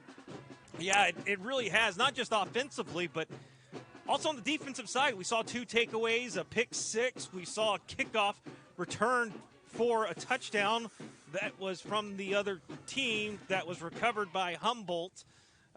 This has just been all over the place in terms of the game itself. And so with that in mind, at this point for the next 24 minutes of regulation, it's just get to the end of the game healthy. Get everyone healthy and get rested up and get ready for next week. Yeah, you definitely you do not want to see any injuries, especially at this point in the game, as that would be worst case scenario. And as you can see on the screen now, we've got the dancers out there, the high school dance team, cheerleaders. They've done a great job all season. This is what they do at halftime. They're out there on the track during the game, getting everybody pumped up and excited. And at halftime, they steal the show. And they've done a great job this season. And they're out here in pregame. They were out there warming up at 5:30 tonight, and they always do a great job. And I'm sure you can hear the music now as the speaker's right next to me. Yeah, and I want to bring this up, though. What part would you say has been most impressive for the Cubs in the first half? The defense. Overall, the defense has done a great job. We've had a couple of plays where, we've had an 8 or 9 yard gain. They've given up a couple pass completions, which early in the season, I thought that had potential to be a problem. You look at a little bit in the Neota Shea game. Neota Shea had success throwing to their tight ends. And then Fredonia, week 2, they had a pretty good passing attack over there in Fredonia. And thought, man, this could be an issue. And then the Eureka game, Eureka's offense was extremely well balanced. And Humboldt just struggled the entire first half of stopping anything. And then there in the fourth quarter, really buckled down. And that was the game where Humboldt trailed by 2 possessions with about 3 minutes to go in the game and somehow pulled out a victory. That's one of the greatest finishes I've ever called or really even seen at the high school level. That was something. But that would definitely have to rival, I think, last week's finish with West Elk and Sedan, where Sedan went up late. West Elk needed the win to advance to the playoffs, and with 25 seconds left, they were able to do just that. Yeah, and I'll say the greatest high school finishes I've seen, like in person. You go back to that Coffeyville Independence rivalry in the early 2010s. Oh, yes. There was like 3 years in a row where Coffeyville won on the last play of the game. Those were good ones. I remember those. Cameron Craig and those guys. It seemed like, I believe Cameron Craig had a last-second touch. Like, as time expired, yeah, it was like a 50-yard Hail Mary, and those were some crazy finishes. But, yeah, being down 2 possessions with 3 minutes to go, and you don't have possession of the ball, somehow coming away with a victory week 3, that was incredible. But getting back to the original point that we were talking about, the defense here tonight, that the passing defense has improved, but they've given up a few completions here tonight. But the improvements made by guys, Gunnar Elder, Jackson Akins, Drake Harrington, Cooper Jaro, those guys on the back end of the defense have done a much better job as the season has progressed. And overall tonight, 64-0. It's been, shutout. That's what you want to see. And earlier in the season, Humboldt went 11 consecutive quarters without giving up a point. That was the complete Erie game. The complete Jayhawk-Lynn game, the complete Erie game, and then the first 3 quarters of the Riverton game. And then against Northeast, Arma, there was a 75-yard screen pass that, it was such a weird play that they scored on. Right. Outside of the 175-yard pass, Northeast had like 13 yards of offense. It was essentially a shutout. They just got the one big play that kind of caught everybody by surprise. So down the stretch, the defense has played much better. You hate to compare season to season, but if you just go down and look at the win-loss from last year, Humboldt didn't give up double digits until the final week of the regular season. Right. They held everybody to either it was 6 points or a shutout every game, and then they gave up 12 to Southeast Cherokee. This year, started the season, gave up 14 to Neodesha, 12 to Fredonia, and then 32 to Eureka. And that was when everybody said, this Humboldt team just isn't as good as last year. And I'm guilty at that as well. And that's what, in fact, we had a message come from someone at the end of that game that said this Humboldt team is overrated. After they watched them, it was week 3. Like, They weren't at full strength. You mentioned it. You and I were talking about it in our pre-production meeting that this team is different. Now imagine this ball game if they had Lastman out there. Yeah, I was going to say, what changed week 4? Taylor Lastman, I don't say got over, wasn't sick with mono anymore.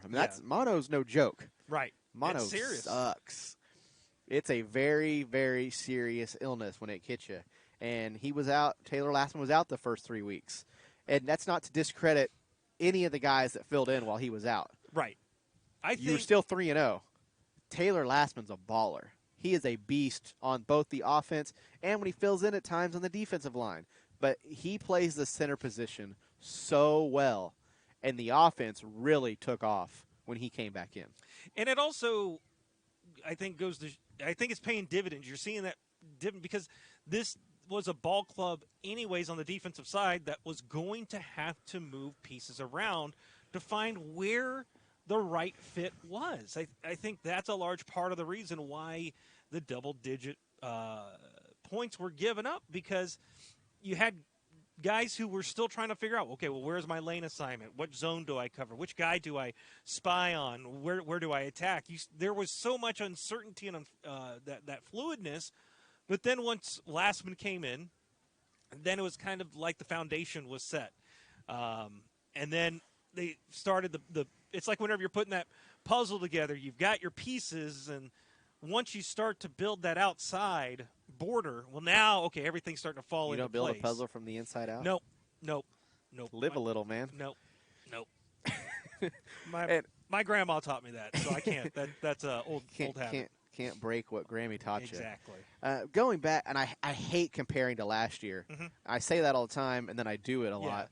That's same. Yeah, you have to at times. It happens. And the only reason I do it is I've seen, I went back and I watched some clips. A great place. I looked at some clips that whether it was Coach Wyrick had posted things on Twitter, or it was Connor Haviland had posted stuff on Twitter, or Joshua Hall had posted stuff on Twitter. And I found a couple of videos or interviews from Jacob Leonard at KOAM over in Pittsburgh. Uh-huh. And it was either from last year or preseason this year, as last year on offense, it was a 1-2 punch. Yeah. It was Connor Haviland, Dagan Goodner. You got to remember, Dagan Goodner was all-state. He was all-state. I'm not even going to say position. He played quarterback. He was an all-state athlete. Offense, defense, he was the defensive leader. So then this year, not only did you have to figure out who on earth's playing quarterback, Connor Haviland stepped into that position, but then all of a sudden, well, now who steps in at running back? They haven't found the one person. That's not necessarily a bad thing. You hear all the time, well, if you've got 2 quarterbacks, you don't have any. Right. Okay. Well, if you've got 3 running backs, you've got a monster. And that's what Coach Wyrick calls it, his 3-headed monster. Whether it's Isaiah Coronado, who is the quote-unquote primary running back, also Cooper J-Row and Kyle Cobald, those 3 together came into this game averaging 8 yards per carry. I mean, I'm not great at math, but 2 carries, and you got a first down every time. Yeah. It is quite simple. And like I said, I think, too, because last year's ball club, 11-1, best finish in school history. A sub-state runner-up. Big expectations coming into this year. It took them a while for them to find their own identity. It took a while for them to get out of the shadows, so to speak, of last year's class and to be their own. And you've seen the Speed Hepkers. You've seen the Cooper J-Rows and others really start to make a name for themselves, that this is a ball club. While, yes, Connor Haviland is the main beast, the machine that continues to get fed, on the other hand, too, you're getting the Coronados and the Josh Hulls. They're making names for themselves. They're doing things that is forcing other teams to respect. So you look at the way that Humboldt has to go. As we mentioned, right now, Humboldt leads 64-0 with about 4 minutes left at halftime, and then they got to reset, and we'll see what happens in the second half. But Humboldt, I'm not going to say an easy path, but it's a favorable matchup for them.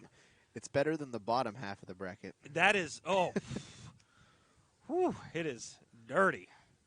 But they will host either Osage City or Southeast. We're still trying to see what a score is out of there. And then, where were we talking about? Nemaha Valley or Rossville. That's probably going to be their next challenge. But you got to go one game at a time. Not to say that next week wouldn't be with Osage City, because as you and I said, Osage City, they're good. Southeast, I don't know what happened with Southeast. That's really surprised me, because no disrespect to Southeast, you were just way too high on them. I don't know. Yes. I don't know. But Riverton has to be a big surprise. Them. Well, no, but Riverton's a big surprise, too, because they're a ball club, much like Columbus struggled last year, and Riverton looked like that they were going to struggle early on, and then they come out of the district where They were probably picked fourth. No disrespect But to then Columbus. they jump up to second. Frontenac, I don't want to say shut them up last week, but Humbled them. humbled them. You're better with your words. Shut them up. Probably not the best words to say there. No. Humbled them, yes. I'm probably going to get an email, I'm sure. admin@sek-sports.com. For all your local complaints. And so, but something I was going to get to, we talked about the other parts of this offense, and I had some notes from last week. Obviously, Connor Haviland, 1,800-plus yards coming into this one, 29 touchdowns. Isaiah Coronado, he had 5 touchdowns. Cooper J-Row, a couple touchdowns. Jackson Akins has scored. Gunnar Elder has scored. Titan Michael has scored. Briar Orth has scored. Kyle Cobalt has scored. It's not a one-man show. They have 1, 2, 3, 4, 5, 6, 7, 8 different guys that have scored a rushing touchdown this season. It's not the Connor Haviland show. Let's not take anything away from Connor Haviland because it's the Connor Haviland show. But it's not the Connor Haviland show. He just has over 2,000 yards rushing this season and 33 touchdowns. Arguably was, I think, top 5 in the state in rushing. He was second coming into the state. Yeah. The only person ahead of him was in 6A. Ooh, here's a score update. Again, here in Humboldt, 64-0, Cubs leading. Argonia Attica, 26-16. Argonia leading Sedan after 3 quarters. And I am going to have to do some research here because I got you. I'm going to find. Oh, how about this? The 5 overtime matchup, 5 overtime rematch between Parsons and Iola. You should have been sitting down. 30-12 Iola. Iola and who? Parsons. Yeah, that was the big overtime. Yeah, to open up the season. Right now, Iola leading 30-20. Parsons has really fallen from grace. Here we go. This is a score update that we've been looking for. Southeast, Osage City, tied 6-6 at the end of regulation. What? I know. Holy cow. You're too high. You're too high on them. Maybe we're too high on Osage City. I don't know. Frontenac, 34, Girard 0. Let's see here. St. Paul, 64, Hartford 0, so the St. Paul Indians continue to roll in. Altoona Midway falls to Lost Springs of Centre, 56-0. Oswego, 60-12. Oh, wait, sorry, that was last week's scores. I was looking at scores in Kansas, so I want to make sure I don't get yelled at for not giving them credit. Tweet at us. So, how about that? 34-0 now, Raiders. And I knew the Raiders were good. Actually, someone that I talked to, Kansas pregame, John Bates, I hope I said his name right. He was, because he saw my prediction on the district standing side of things, and he goes, really think that Columbus could beat Frontenac? And I go, I think so. I think that they got momentum. You believe in yourself. I've seen stranger things happen. And he said, without a doubt, he goes, Frontenac's easily one of the best 3A teams, bar none. Frontenac's always solid. They're just no, they're not. I called them for 5 years. No, it wasn't 5 years. 3 years, where they were on the lopsided end of losses, of blowouts. Everyone scheduled them for homecoming. That wasn't fun. Where every game you go to, it could be the season opener, and it's homecoming night. Not get home till 10:30. I remind you, I did Independence games for That's 6 true. years. I That's know. true. I know the that. streak. I know. The streak. Tell us about the streak. I actually got there right after the streak ended. Oh, okay. Was when I started. Okay. I actually was there for an SEK title, so my Independence games weren't the end of the world. However, I was part of 2 winless seasons, including last season, and then I left, and they They won a couple games this year. But Humboldt's 8-0 on their way to go 9-0. Yeah, Humboldt's looking very good here tonight. A 64-0 lead going into the second half, and we're going to do a cheap plug here. Cheap plug. We invite people, all three of you that are still watching, to go to sek-sports.com and go check out the team pages. We're getting ready to update for basketball. We're going to have basketball scores, and we're going to update the win-loss records there, as well as the league titles. We've expanded to include the Pioneer League, the Lyon County League, South Central Border League, in addition to the SEK, CNC, Three Rivers, and, of course, the Tri-Valley. And I do want to say a big thank you to the Humboldt community, the entire Tri-Valley League. They have been just amazing in supporting our site from 2 years ago whenever the revamp happened. And I mean, from the moment go, that's where I knew that we were on to something. And Eureka, Cherryville, Neodesha, Fredonia, Humboldt, Caney Valley, Blue Stem, the support has truly been overwhelming.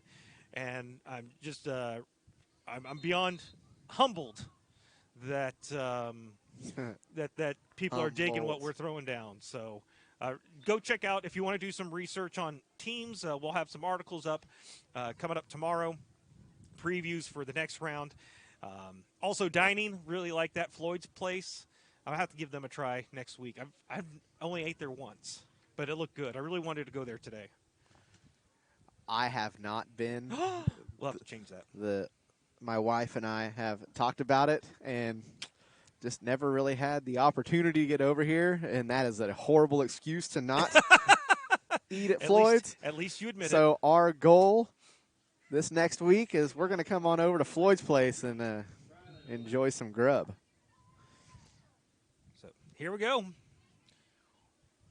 Central Heights kicking off. Speed Hepker will receive, and Speed Hepker is going to be slowed down. He got taken to Suplex City.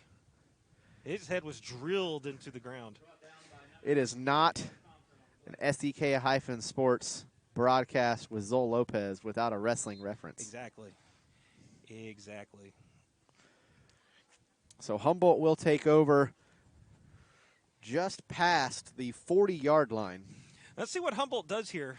Like we said, a chance for some scrimmage, get some players in there, get varsity playoff experience. Yeah, Gavin Page will take over at quarterback, puts the ball on the ground. However, this one picked up immediately. And sometimes the bounce just goes your way, and that was the case there for Page. Very lucky as it bounced right back into, if not his, I believe it was the running back's stomach. Yeah, it ends up being a gain about 4. So Nash on the carry. Now it is Hollow Eve's night.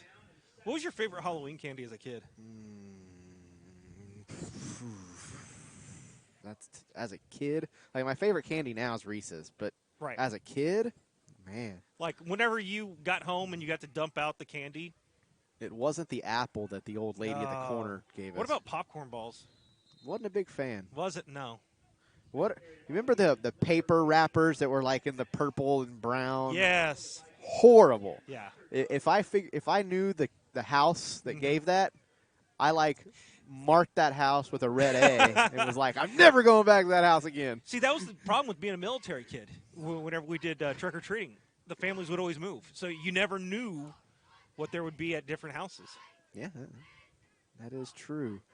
The struggle. Man, you know, the answer to your question is I don't know. I love Butterfingers. I'm same. You know, right now, anything. Oh, nice run up this gut there. Yeah, good job by Gavin Page finding a crease. Anytime that Reese's comes out with their season the eggs, pumpkins, the eggs turkeys, are the best. The trees. I love the trees. Trees have to be a close second. The eggs are the best. We buy those by like the dozens. The big packs, and we put them in the fridge. That way the peanut butter gets real cold and hard. Yeah. Oh, they're delicious. I'll make myself hungry. Yeah. I want to say enough talk about candy, but it is Halloween, so. And how about this? You know what? We completely botched an opportunity here as it's first down and 10 with 9:50 to go. Humboldt up 64-0. Humboldt's wearing Halloween colors. We botched this. How did we? I mentioned it. Oh, did you? Okay, I was too busy running the scoreboard. I mentioned it. Okay. All right. I said it was a good omen wearing the orange and black. That's right. Jeez. Are you even listening over there? No, I wasn't. I told you I was running the scoreboard. Man.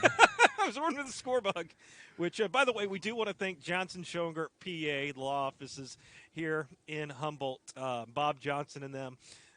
Without their support, there's no way we couldn't do last week's sub-state championship game where the Lady Cubs fell a bit short to Burlington. But also this game, he's been a big supporter of the site since last year. Ooh. Things almost. I have a delay of game. Flag on the play. Delay of game against the Cubs. Let's get that whistle blown a little quicker before everybody gets popped. Well, so here's what's interesting is to begin, they weren't rolling the clock, but I believe. Yeah, the clock's running, and that was a penalty, so I assume that will be a running clock the rest of the way. Not that I'm complaining. Yeah, it is getting a little bit cooler. Probably not. It's more the fact that we've just been up here for so long now. Yeah. The cool is finally setting in. The good thing is that we know that the equipment won't overheat. So it'll be ready to go for next week. And speaking of ready to go, how about that? Keep the legs moving, lowering the body. 2nd and 16 play, and Gavin Page going to pick up a little bit over half of it, so that'll bring up a 3rd and 7, which is much more manageable than a potential 3rd and double digits. Well, we saw some spectacular plays. We saw Gunnar Elder jump to the heavens, doing his best Iron Man impression. Interception. Nearly pick six. One-handed. Although the play won't show up on the actual play chart because it was called off due to a penalty. Pass into the flats, dropped by the wide receiver. But then we've seen some hard hits on defense as well. Yeah, there's been both sides of the ball as well. If you remember, Josh Thompson, the middle linebacker, he came up and gave Kyle Cobalt a little taste there in the second quarter, enough that Cobalt decided to come off to the side for a couple of plays. He was definitely feeling that one. Score update at the end of the third. Oswego leads Oxford 18-14. Yeah, I'm over here constantly trying to update Southeast Twitter page, just waiting for a final, as that one is in overtime. Hashtag free football. Hashtag it's cold. Here you go. We were talking about the Riverton Rams there at halftime. They're playing Oskaloosa. Oskaloosa, okay. 44-0. Riverton. Riverton up. Oh. See, that makes me, I don't know what to think about the Silver Lake Jayhawk Lynn score now. But, you got to look at it, too, that there are certain teams like Silver Lake where teams play up, they play out above and beyond. Yeah. 6:11 to go. Clock is rolling. 64-0. Humboldt leading. Yeah. They have, really from the get-go, Humboldt's been in charge, largely in charge in this game. Yeah. A pick six. They had another interception on the ensuing drive from Central Heights. Yeah, now into the red zone. And Page looking to throw, rolling out to his right. And it will be a completed pass. I'm trying to tell a number. That jersey's kind of folded up into the shoulder pads. Trenton Ray on the reception. So there's actually a loss of yards. Completed pass, but it's going to be a 3-yard loss. So Humboldt still in the red zone. Trying to see if some of these underclassmen, shouldn't say younger classmen, underclassmen, I don't know what that is. See if they can put some points up on the board. Page going to keep it himself. I'm going to go to the sek-sports.com website, which I found out today that Brett has never been to, so that was awesome. I've never been to the website. I've been on. Use the social media. Well, I guess I shouldn't say I'd never been to the website. I had never opened up my internet browser and typed in sek-sports.com. All right. I would always just click on a link on Facebook or click on a link on Okay, Twitter. Fair enough. So here's the 4A games for tomorrow. Spring Hill is at Pittsburgh. Labette County, they have had a rough year. Obviously, they are missing Easton Dean. At Shawnee Mission, Bishop Miege. Fort Scott at Chanute, the rematch of the SEK there. So Fort Scott is a good chance for the Blue Comets to advance. Coffeyville at Augusta. Independence at Mulvane. There's your 4A. And you're actually going to be on the call. I will be there. I will be in Mulvane tomorrow night helping out with the Independence broadcast. Going back to your old stomping Yeah, I did that for 6 years and got the opportunity to go back tomorrow night, just as mainly because Humboldt was here tonight. So Kane Carpenter does an amazing job in Independence calling their games and asked me if I wanted to come back essentially for old time's sake, just to give him another set of eyes pretty much. Hey, doing ball games on my own as this one's launched into the end zone. Touchdown, Cubs. And there ain't no flags. Trey Summer, great job streaking down the middle. That's a heck of a job, Gavin Page. Oh, personal foul called against the Vikings. That's an unfortunate situation for Central Heights. Man, good job to see. We talked about it a little bit in the first half. These teams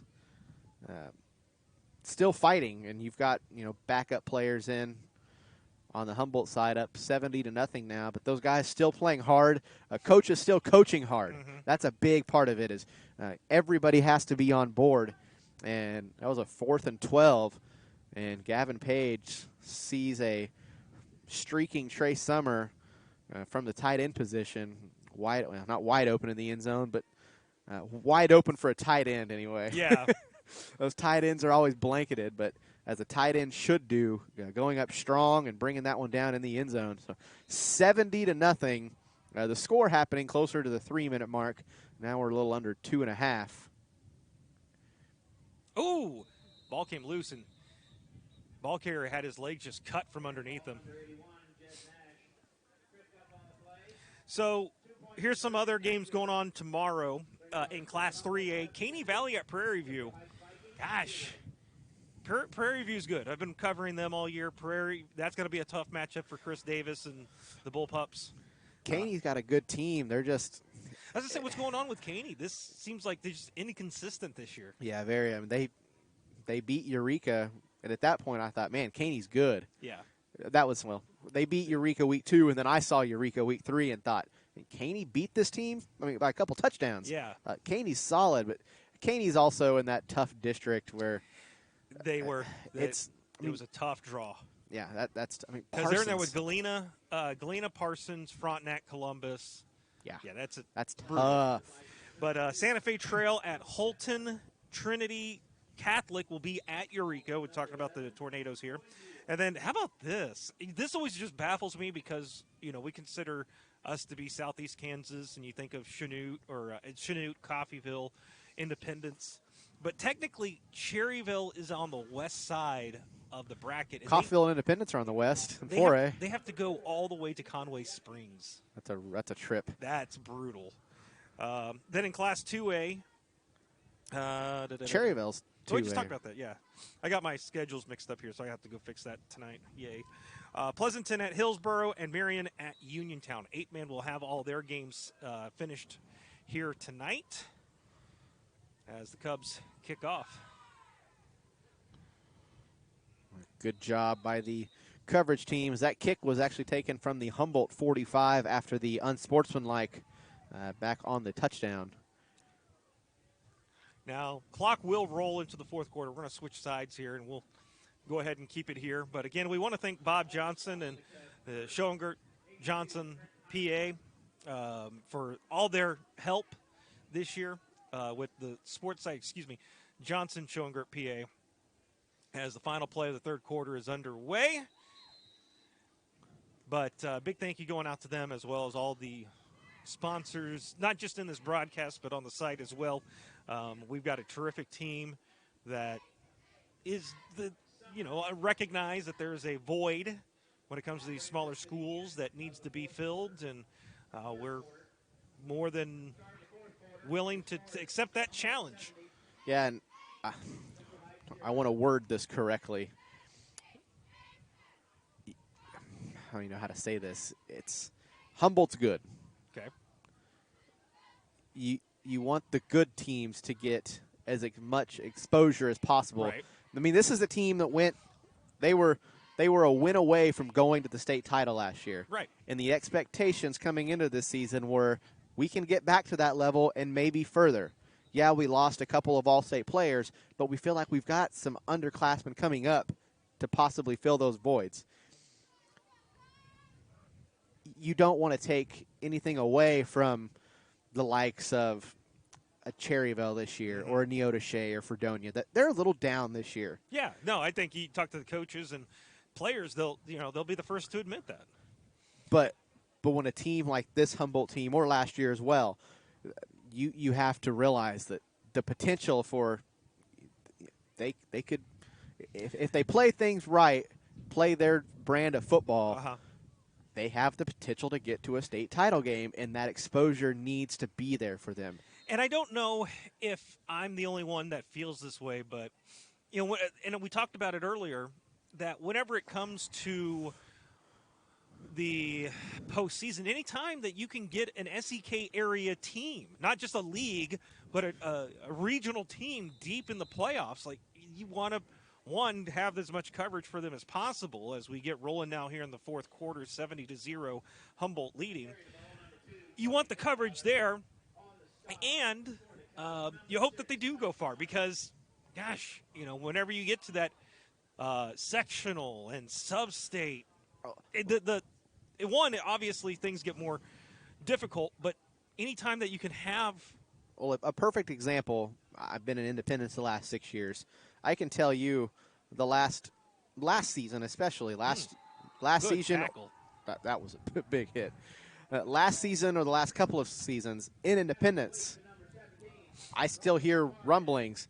Humboldt, St. Paul. Yeah. Those were the two big ones. Of course, you hear a little bit about West Elk as well, as they're traditionally a very good coach, very well coached team, and they play very well as well. But you hear, especially as you get into November, in a lot of schools they start preparing for basketball, wrestling, whatnot. But there's still those rumblings. Man, do you see St. Paul's in the Final Four of the state playoffs? Do you see Humboldt? They're going up to Riley County this weekend. Well, and how about that, too, is, nice bounce move there to the outside. Nice stiff arm. He is off to the races. Got a couple men to beat, but gets chased out there on the corner. I guess a perfect example, a state championship game that you were a part of, or got to be a part of the call a couple years ago. Yeah, didn't play, that's for sure. Bueller and Field Kenley, Coffeyville. But also, a couple years ago, we had, I'm trying to remember, I want to go back down through this.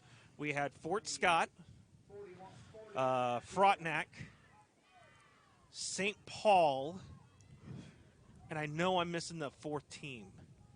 I'm missing someone because there were 4 teams, and I thought it was really cool. And it was definitely rare. I talked to Scott Nuzzum, who's on the staff, a few years ago about that. I'd asked him, have you ever seen where you had 4 regional teams go to the state football playoffs? And he had said no. He goes, as far as I can recall, I think it's maybe only happened once, but maybe it was whenever there was 3. Yeah, Jed Nash there on the tackle on that play has a really good tackle. And we want to say this too, because I know that she's watching, Coach Jill Blackledge in the Chetopa Lady Green Hornets. Good luck to them tomorrow. There's a story that's not getting enough statewide coverage attention. You have Chetopa for the first time in the school's history advancing to a state tournament. And not only that, but they did it with 7 players. That's impressive. And they were ranked. They were ranked as high as 5th in the state. They dropped down to, I believe, 8th heading into state. But yeah, Chetopa, they don't have a radio station. They don't have a dedicated newspaper per se. They don't. KOAM barely goes to their football games, basketball games, anywhere, but yet they're not getting enough coverage for what those young ladies have done and what's going on there at that school. It could be a one-off, but still, that's a story that needs to be talked about. You can go to Chautauqua and go to a football game and a baseball game in the same field. It's a mini Coliseum over there. Oakland. We got just under 9 minutes to go here in this ball game. Clock's been rolling for the entire half. Oh, there it is. Touchdown. And that is Detweiler. Well, something I was talking about earlier is when the officials let him go. Mm-hmm. Detweiler was way off sides and looked at the official, and the official kept telling him to scoot back. He wasn't close to set when that play went and then just started running. And the official looked back to the Humboldt coaches, and everybody, officials, coaches, both, just kind of all just shrugged like, just let it go. The clock's running. And then it ended up being a touchdown for Central Heights. But, I mean, I'm kind of in favor of that. It's 70-0. Right. Let's just get everyone out healthy. And not only just for the Humboldt team being healthy, but also these Central Heights players. As turns the corner, there he is, Detweiler. Man. Detweiler's still playing hard. He is. He wants to That's go out a hard on top. run. Yeah, Detweiler, I mean, he's working for the future. Detweiler, remember, he's just a sophomore. Yeah. So he's going to be something special. He's going to be good. He's going to be special. And I was even looking at it, too, like with the Central Heights team. They're going – it's not – okay, obviously this year Next year is probably going to be the year where they have potential to take off. They've got a lot of pieces coming back. They are going to be the team to watch out of that Flint Hills League. Yeah, they're skill position players. Tony Kirkland is a senior. All of their other skill position players, Detweiler's a sophomore, but then Burson, who was their primary quarterback, he's a junior. Hunter Bones is a junior. Carl Newell is a junior. Cass Burrows is a junior. They got a lot of juniors on this team, a heavy junior class. So watch out for the Central Heights team next year. They do have potential to give teams some fits next year. And then we're still waiting to see if we can get a score update, score final from Southeast. I kind of forgot. we got blabbling. It helps. Ball games go by quicker whenever you have someone to call them with. So the update I had 28 minutes ago was end of fourth quarter, tied at 6. I had end of regulation. 21 minutes later, I got headed to overtime from the exact same. Yeah, same thing. I don't know what's going on. The exact same Twitter. Rams defeat the Bears. Riverton will advance 44-14. That was over Oskaloosa. Yep. I guess that makes the Oskaloosa score with the Central Heights team make a little more sense. Mm-hmm. I was so shocked because, I mean, Humboldt has had a dominating performance here tonight. Let's see, Wellsville, 28-14 over Royal Valley. Wellsville is a district opponent next year for Humboldt. Mm-hmm. Yeah, it's always weird because it seemed like Humboldt and Wellsville in the playoffs, they were on the collision course with one another. This year, Wellsville was, they were in the mix with Santa Fe Trail, also Topeka, Hayden. No, was it? No, Bishop. Bishop Miege? No, not Bishop Miege. Maybe it was Topeka Hayden. Maybe I'm thinking. Hayden's 3A now? So is Wellsville. Wellsville's 3. Yeah, that's correct. They're moving down next year. Yeah, the districts in the playoffs are going to look vastly different next year. Yeah, teams. Poor Cherryville. Yeah. They're moving up to 3A, and they're going to get shoved into a district with Caney and Parsons and Columbus, and good luck. Yeah. Oh, high snap, bobbled. And somehow, some way, the Cubs prevent that. Gavin Page able to come away with it, but dangerous situation to be in now as the ball is at the 3-yard line. 12-yard loss. Ouch.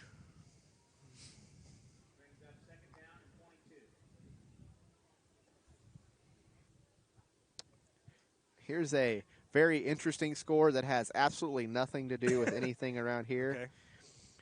Leote, Wichita County, and Victoria. Okay. 8-man Division I. I'll give you the halftime score first. Oh, goodness. Victoria led 60-46 at halftime. Okay. With 4 minutes left in the game, Leote now leads 88-60.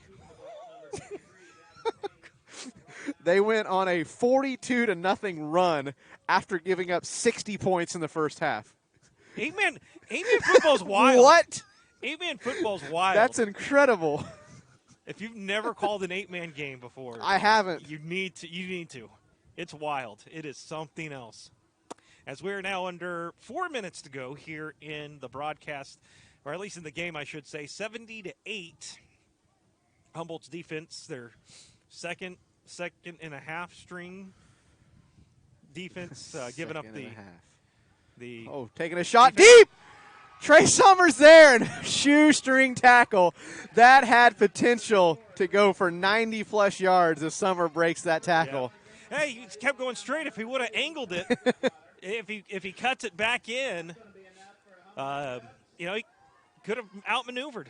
And early in the season, Connor Haviland was dealing with some cramps in the heat. I know, heat. Believe it or not, we had some warm games early in the year. Gavin Page was forced to come into action and play the quarterback position a couple times. This is no disrespect to Connor Haviland because I would hate to disrespect that young man because he would probably eat me alive. Gavin Page has a pretty decent arm on him. He's the best throwing quarterback on this team. Connor Haviland's just that good of an athlete that you don't take him away from the quarterback position right now. And how about this? Central Heights, they call a quick timeout just to, I think, get some rotation of players. Looks like the coach has pulled. It appears that it's his seniors pulling them over and away from the group to have a chat there on the top of your screen. I mean, you've been there on senior night, and I mean, what was your chat like? Well, I didn't play football my senior year. Oh, you didn't? Actually. Okay. No. Okay. My senior year, I actually had switched schools, and so I didn't play football my senior year. Actually, I only played football my sophomore year. I played soccer my freshman year, and then moved up to the Kansas City area.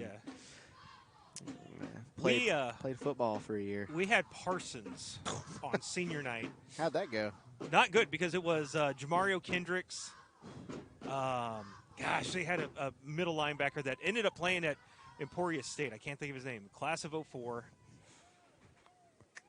I can't think of his name, but he was a beast. And we got pummeled. I think it was like 54-0. But I did recover a fumble that night. That's like my claim to fame.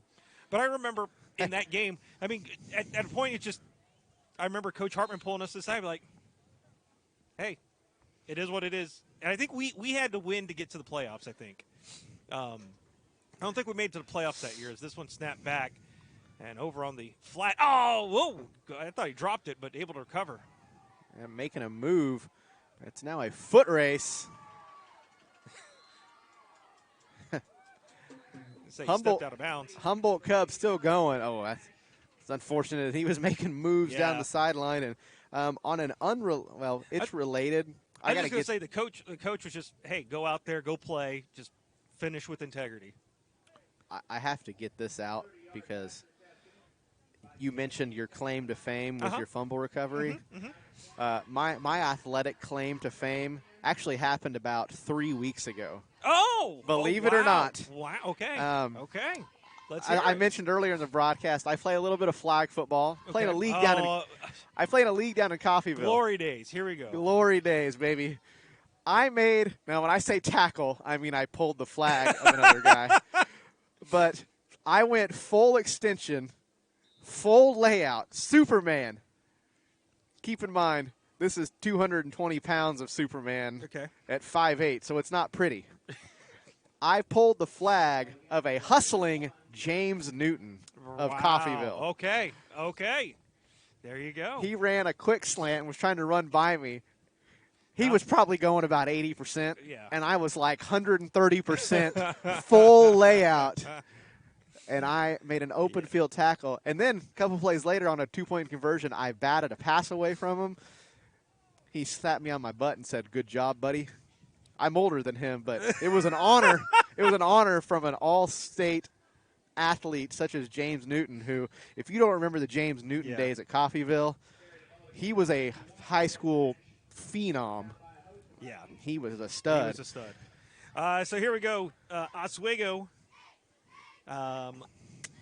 leading Oxford 18-14. Lebo Wolves have advanced 58-8 over Gossell. And that's all we got so far. I haven't seen any updates from Southeast. Titans up 33-20 over Anderson County. Eagles, Wellsville 36-26 leading.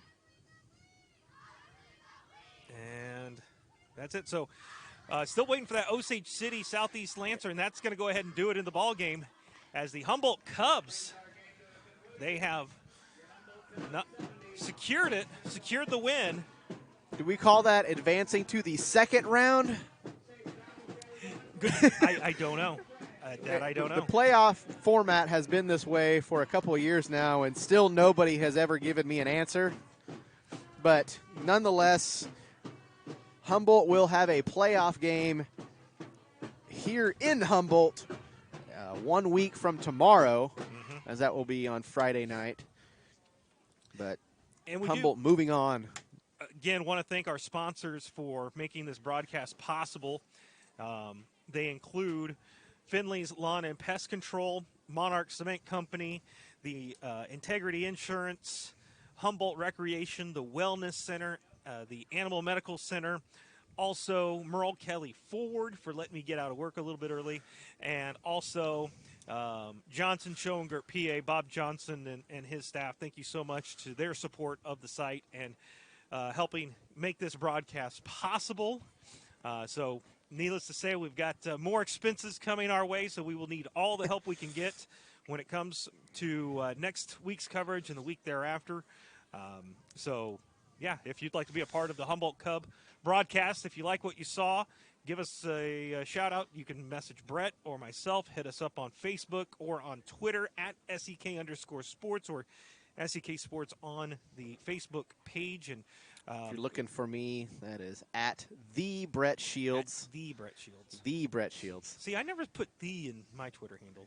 I am similar to Ohio State. I got you. I tried to trademark "the" and they shut me down. So, are we going to get a chat with? We are. Coach Okay. is going All to right. make All his right. way up here. He said he would try to get up here quick as he knew it would be cold up here. It's very, very chilly up here. So the wind never really picked up. I mean, the flags are moving. It is, I shouldn't say didn't pick up.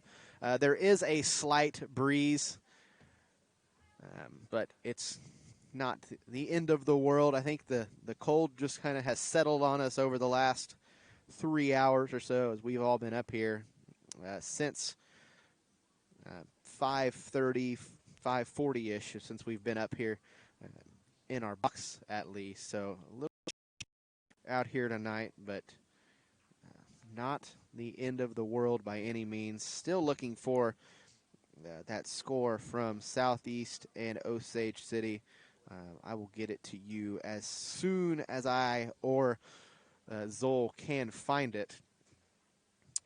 But a great night of football here tonight for Humboldt, I should say, as they come away with the 70-8 victory. Again, a week from tomorrow night, Humboldt will be at this very stadium. We want to see a big crowd out here as they will take on either Osage City or potentially have a rematch with the Southeast Cherokee Lancers. When we get that score, we will provide it to you. If we end up going off the air before that one goes final or before we get an update of it going final, just check out sek-sports.com. Check out the website. Check out the Facebook page. Check out the Twitter page. The information will be there for all of next week's action, as well as you will be able to find the link for next week's action. We will have all the action on sek-sports.com. I will be up here on the call once again. Zol Lopez will be joining me. He'll have all the production, have all that under control, and we'll see as far as the rest of the broadcast crew goes. We may potentially have some other guests. Destiny Shields, she'll be up here handling the camera duties. She's done a great job here tonight. She did a great job here tonight, getting all the pictures to you. So I appreciate her for that. Again, as Zoll mentioned many times throughout the broadcast, thank you to all of our sponsors. Without them, none of this would have been possible tonight, especially Johnson Schoengert PA for getting us the video feed for you here tonight. They were incredible in helping us get this one out to you tonight. See if we had any other score updates for you. Shocker here. Jayhawk, I think you actually, Zoll, gave me this one. Silver Lake knocking off Jayhawk Lynn. 68-8 was the final in that one. Now the Humboldt team down on the field taking a team picture, as they like to do. They did this last year, one game at a time. And at this point, I mean, you have to take the playoffs. You have to take it one game at a time. You cannot look ahead. You cannot skip ahead and think, we've got this one in the bag, we've got to look forward to next week. If you do that, you will fall victim and exit much earlier than you would like. So credit Humboldt here tonight. They played this game like it was potentially their last, and they came away with a huge, huge, huge 70-8 victory. Still waiting for Coach, as it appears he's down on the field right now doing appear that might be a newspaper interview, which we all take our turns as far as the media goes. So we will be patient with that. But again, to everybody that checked in tonight on our, however you got to the live feed, whether it was the Facebook page and you saw the link, or Twitter page, you saw the link, whether it was you went directly to our website, sek-sports.com, and saw the link, or whether it was a post from myself, Zoll Lopez, Destiny Shields, whoever it was that had posted something and you saw it and decided, I'm going to take a look. Thank you. We appreciate you tuning in. We try to sell that we do this for the parents, the grandparents, aunts and uncles that live, distantly out of town. But at the same time, nights like this, especially Halloween night, we understand that there was lots and lots of folks that didn't really want to come out to the stadium tonight. They wanted to either take their kids trick-or-treating or stay home and pass out candy. We get that, and we hope that you had that opportunity to catch tonight's action through us to watch it. And breaking news, Zoll, I hope you can hear me. On a walk-off 1-yard touchdown, the Southeast Lancers have knocked off Osage City. Southeast will come to Humboldt for a rematch of last week's game. That was a game that Humboldt won 50-15, and I cannot wait to break this news to Coach, because I'm assuming he doesn't know this yet. I thought I saw Coach coming, and is that the door opening? Yep, he's slow. Coach is the man. I think I mentioned this one other time. Coach picking up trash as he made his way up here. Picking up trash throughout the stadium, and Coach does it all. He is quite the man, and making his way up the steps. And it's not an easy task getting up top, and I know it's cool, but Coach just now getting a taste of the wind up here. I don't know if it's any better or worse. So, Coach, my first question to you. First off, congratulations on the big win. Congratulations on moving on to next week. My first question, is it colder up here, or is it the same down on the field? It might be a little windier up here. It's windier up here. All right. See, we're the real tough guys up here. That's how it is. Before I get into tonight's game, I want you to know Southeast and Osage City went to overtime. Wow. Southeast just won. So you get a rematch with Yeah. Southeast here. That was an opponent just a week ago. So Yeah. a rematch with Southeast Cherokee.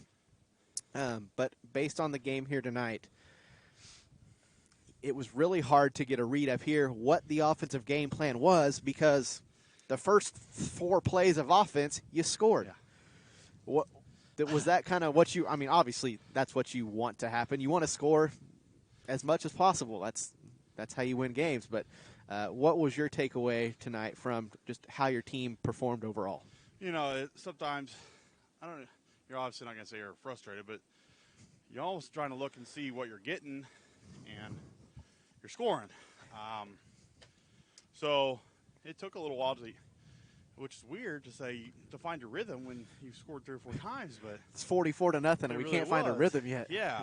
So, you know, and that might sound bad when I say it, but you know, sometimes that's what the case is because we, you know, it was a few drives in where I'm trying to finally figuring out, talking to my linemen, figuring out where they're aligning and stuff, and you know, trying to take advantage of that. And so, but that's good. You know, we did some things up front, took advantage of some things. You know, use their speed. So if you need ammunition to get onto your guys when you're watching film, I told Zoll at the end of the first quarter, you guys got dominated in time of possession in the first half.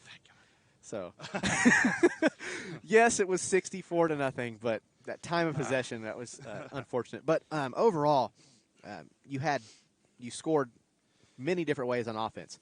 You had a defensive touchdown, an interception. You scored on a kickoff, not a kickoff return, a kickoff. And Zoll said he's been doing games for 10 years. It's the first time he's ever seen anything like that in person. Just how well did your defensive play? And Zoll asked me this, where did this rank among of games this season? Was this the best overall performance you've had this season? Well, I think the biggest thing defensively is I think we did a better job flying to the ball. You know, there's still some things. I think the biggest thing is we were having some issues last week. I don't know why with some of our alignments. So that helped, you know, communication. And we were on them still. You know, we had to use a timeout on defense because we weren't talking a little bit. We had to communicate better. And but, you know, flying to the ball better, I think. And, you know, you're always preaching. We got to cause turnovers. We got to get extra possessions, and we definitely did that. Yeah, I know with the cold here tonight, the crowd noise level, naturally it's never as loud as it's going to be when it's colder. With that, I was actually able to hear some stuff down on the field. One thing I know, Taylor Lastman was out with an injury tonight. Hopefully he's back soon. We'll see. I don't know anything on that yet. But I know there was probably some frustrations. At one point I saw Connor Haviland look to the sideline and say, "Where's my center?" Is that just Taylor's been playing for the last 6 weeks, just kind of a little bit of confusion there? Well, what happened there was we'd slid around, which Taylor was out earlier in the year with some sickness and stuff. And he's a little banged up. We actually held him out on defense the last couple of weeks, and he's going to get checked out again tomorrow. But we slid down. You know, Blake Walker slid down from his normal right guard spot. Was playing center. Well, he had his bum ankle he sprained his ankle last week and had him taped up. Well, then he got rolled up on again. So I thought we pulled on a defense. I thought we'd communicated that he was going to go back in on offense. Thought he was good. He was still hobbling around. Speed didn't understand he needed to go in at center. So a little just communication. You know, I'll obviously take that blame. But Speed's also another kid that, you know, he started 2-3 games beginning of the year at center. Yeah. So that's definitely a luxury. But we definitely have a lot of moving parts on the O-line right now. Yeah, Sure. Speed Hepker, an undersized lineman, but I think you can just look at his defensive numbers alone. He's among the state leaders in tackles. He knows how to play the game of football, so that's a guy you can trust at the center position for sure. You know, and overall, like we said, a great performance here tonight. You know who you've got now for next week, a rematch of a team. So obviously you can look at film, but probably the best films to look at is your own now to see a familiar opponent. What do you I know this is kind of a quick question because you just found out who you're playing, but what are you looking forward to for next week? Well, I'm going to be glad we're on the turf. Yes. For 2 reasons. Yeah. We're always glad to be home, but, you know, we've got a lot of quick, fast kids, and that's what we have. You know, so to take advantage of that, to be on the turf is always a plus. jokingly and a little bit as a football coach, I'm kind of glad I still have my scout cards from last week, so we can use a few of those. We'll obviously watch some more film and Save add paper. some of those, but that's kind of a nice thing. I've never had that happen to me before. But we'll kind of check some things out. They've got a heck of a running game. They've got talent at all their skill positions for sure. Good size up front still. They obviously, it was a good ball game. They had a great game plan against you last week. Yeah, you can look at the score all you want, but it was 26 a half, and they grinded it out. Yeah. We had 3 possessions, so we know we're going to have to take advantage of possessions, and we've probably got to find a way, like we talked about tonight, is try to get some more turnovers and add some extra possessions, hopefully. All right, Coach. Well, we've had a great night up here trying to stay warm. We did our best, but it's been exciting this season, and especially tonight to get this game out on sek-sports.com for you. We plan to be here as long as you allow us, as long as you keep playing, which hopefully we'll have you there for a while. That's the plan. So congratulations on the win, and good luck next week, Coach. Appreciate it. All right. It's head coach Logan Wyrick. Little post-game interview for you. Coach has been great all season talking to me. However, that was a different network. Thank you, Coach. Coach has always been great to me. He's been a huge help getting us stats, getting us any numbers we needed. But just a big thank you to Coach. So with that, I think we're ready to sign off for tonight. Again, want to thank all of our sponsors. They have been great here tonight to get us on. As Zol mentioned many times, if you want to sponsor yourself or know somebody who may have a business or interest in sponsoring us, tweet at us, check us out on Facebook, sek-sports.com, or you can find me and or Zol. Mine is at the Brett Shields. I'm going to have to get help from Zol at ZM_Lopez. No. At what? At SEK_sports. That is the best place to find Zol, and he can get you hooked up any way you needed.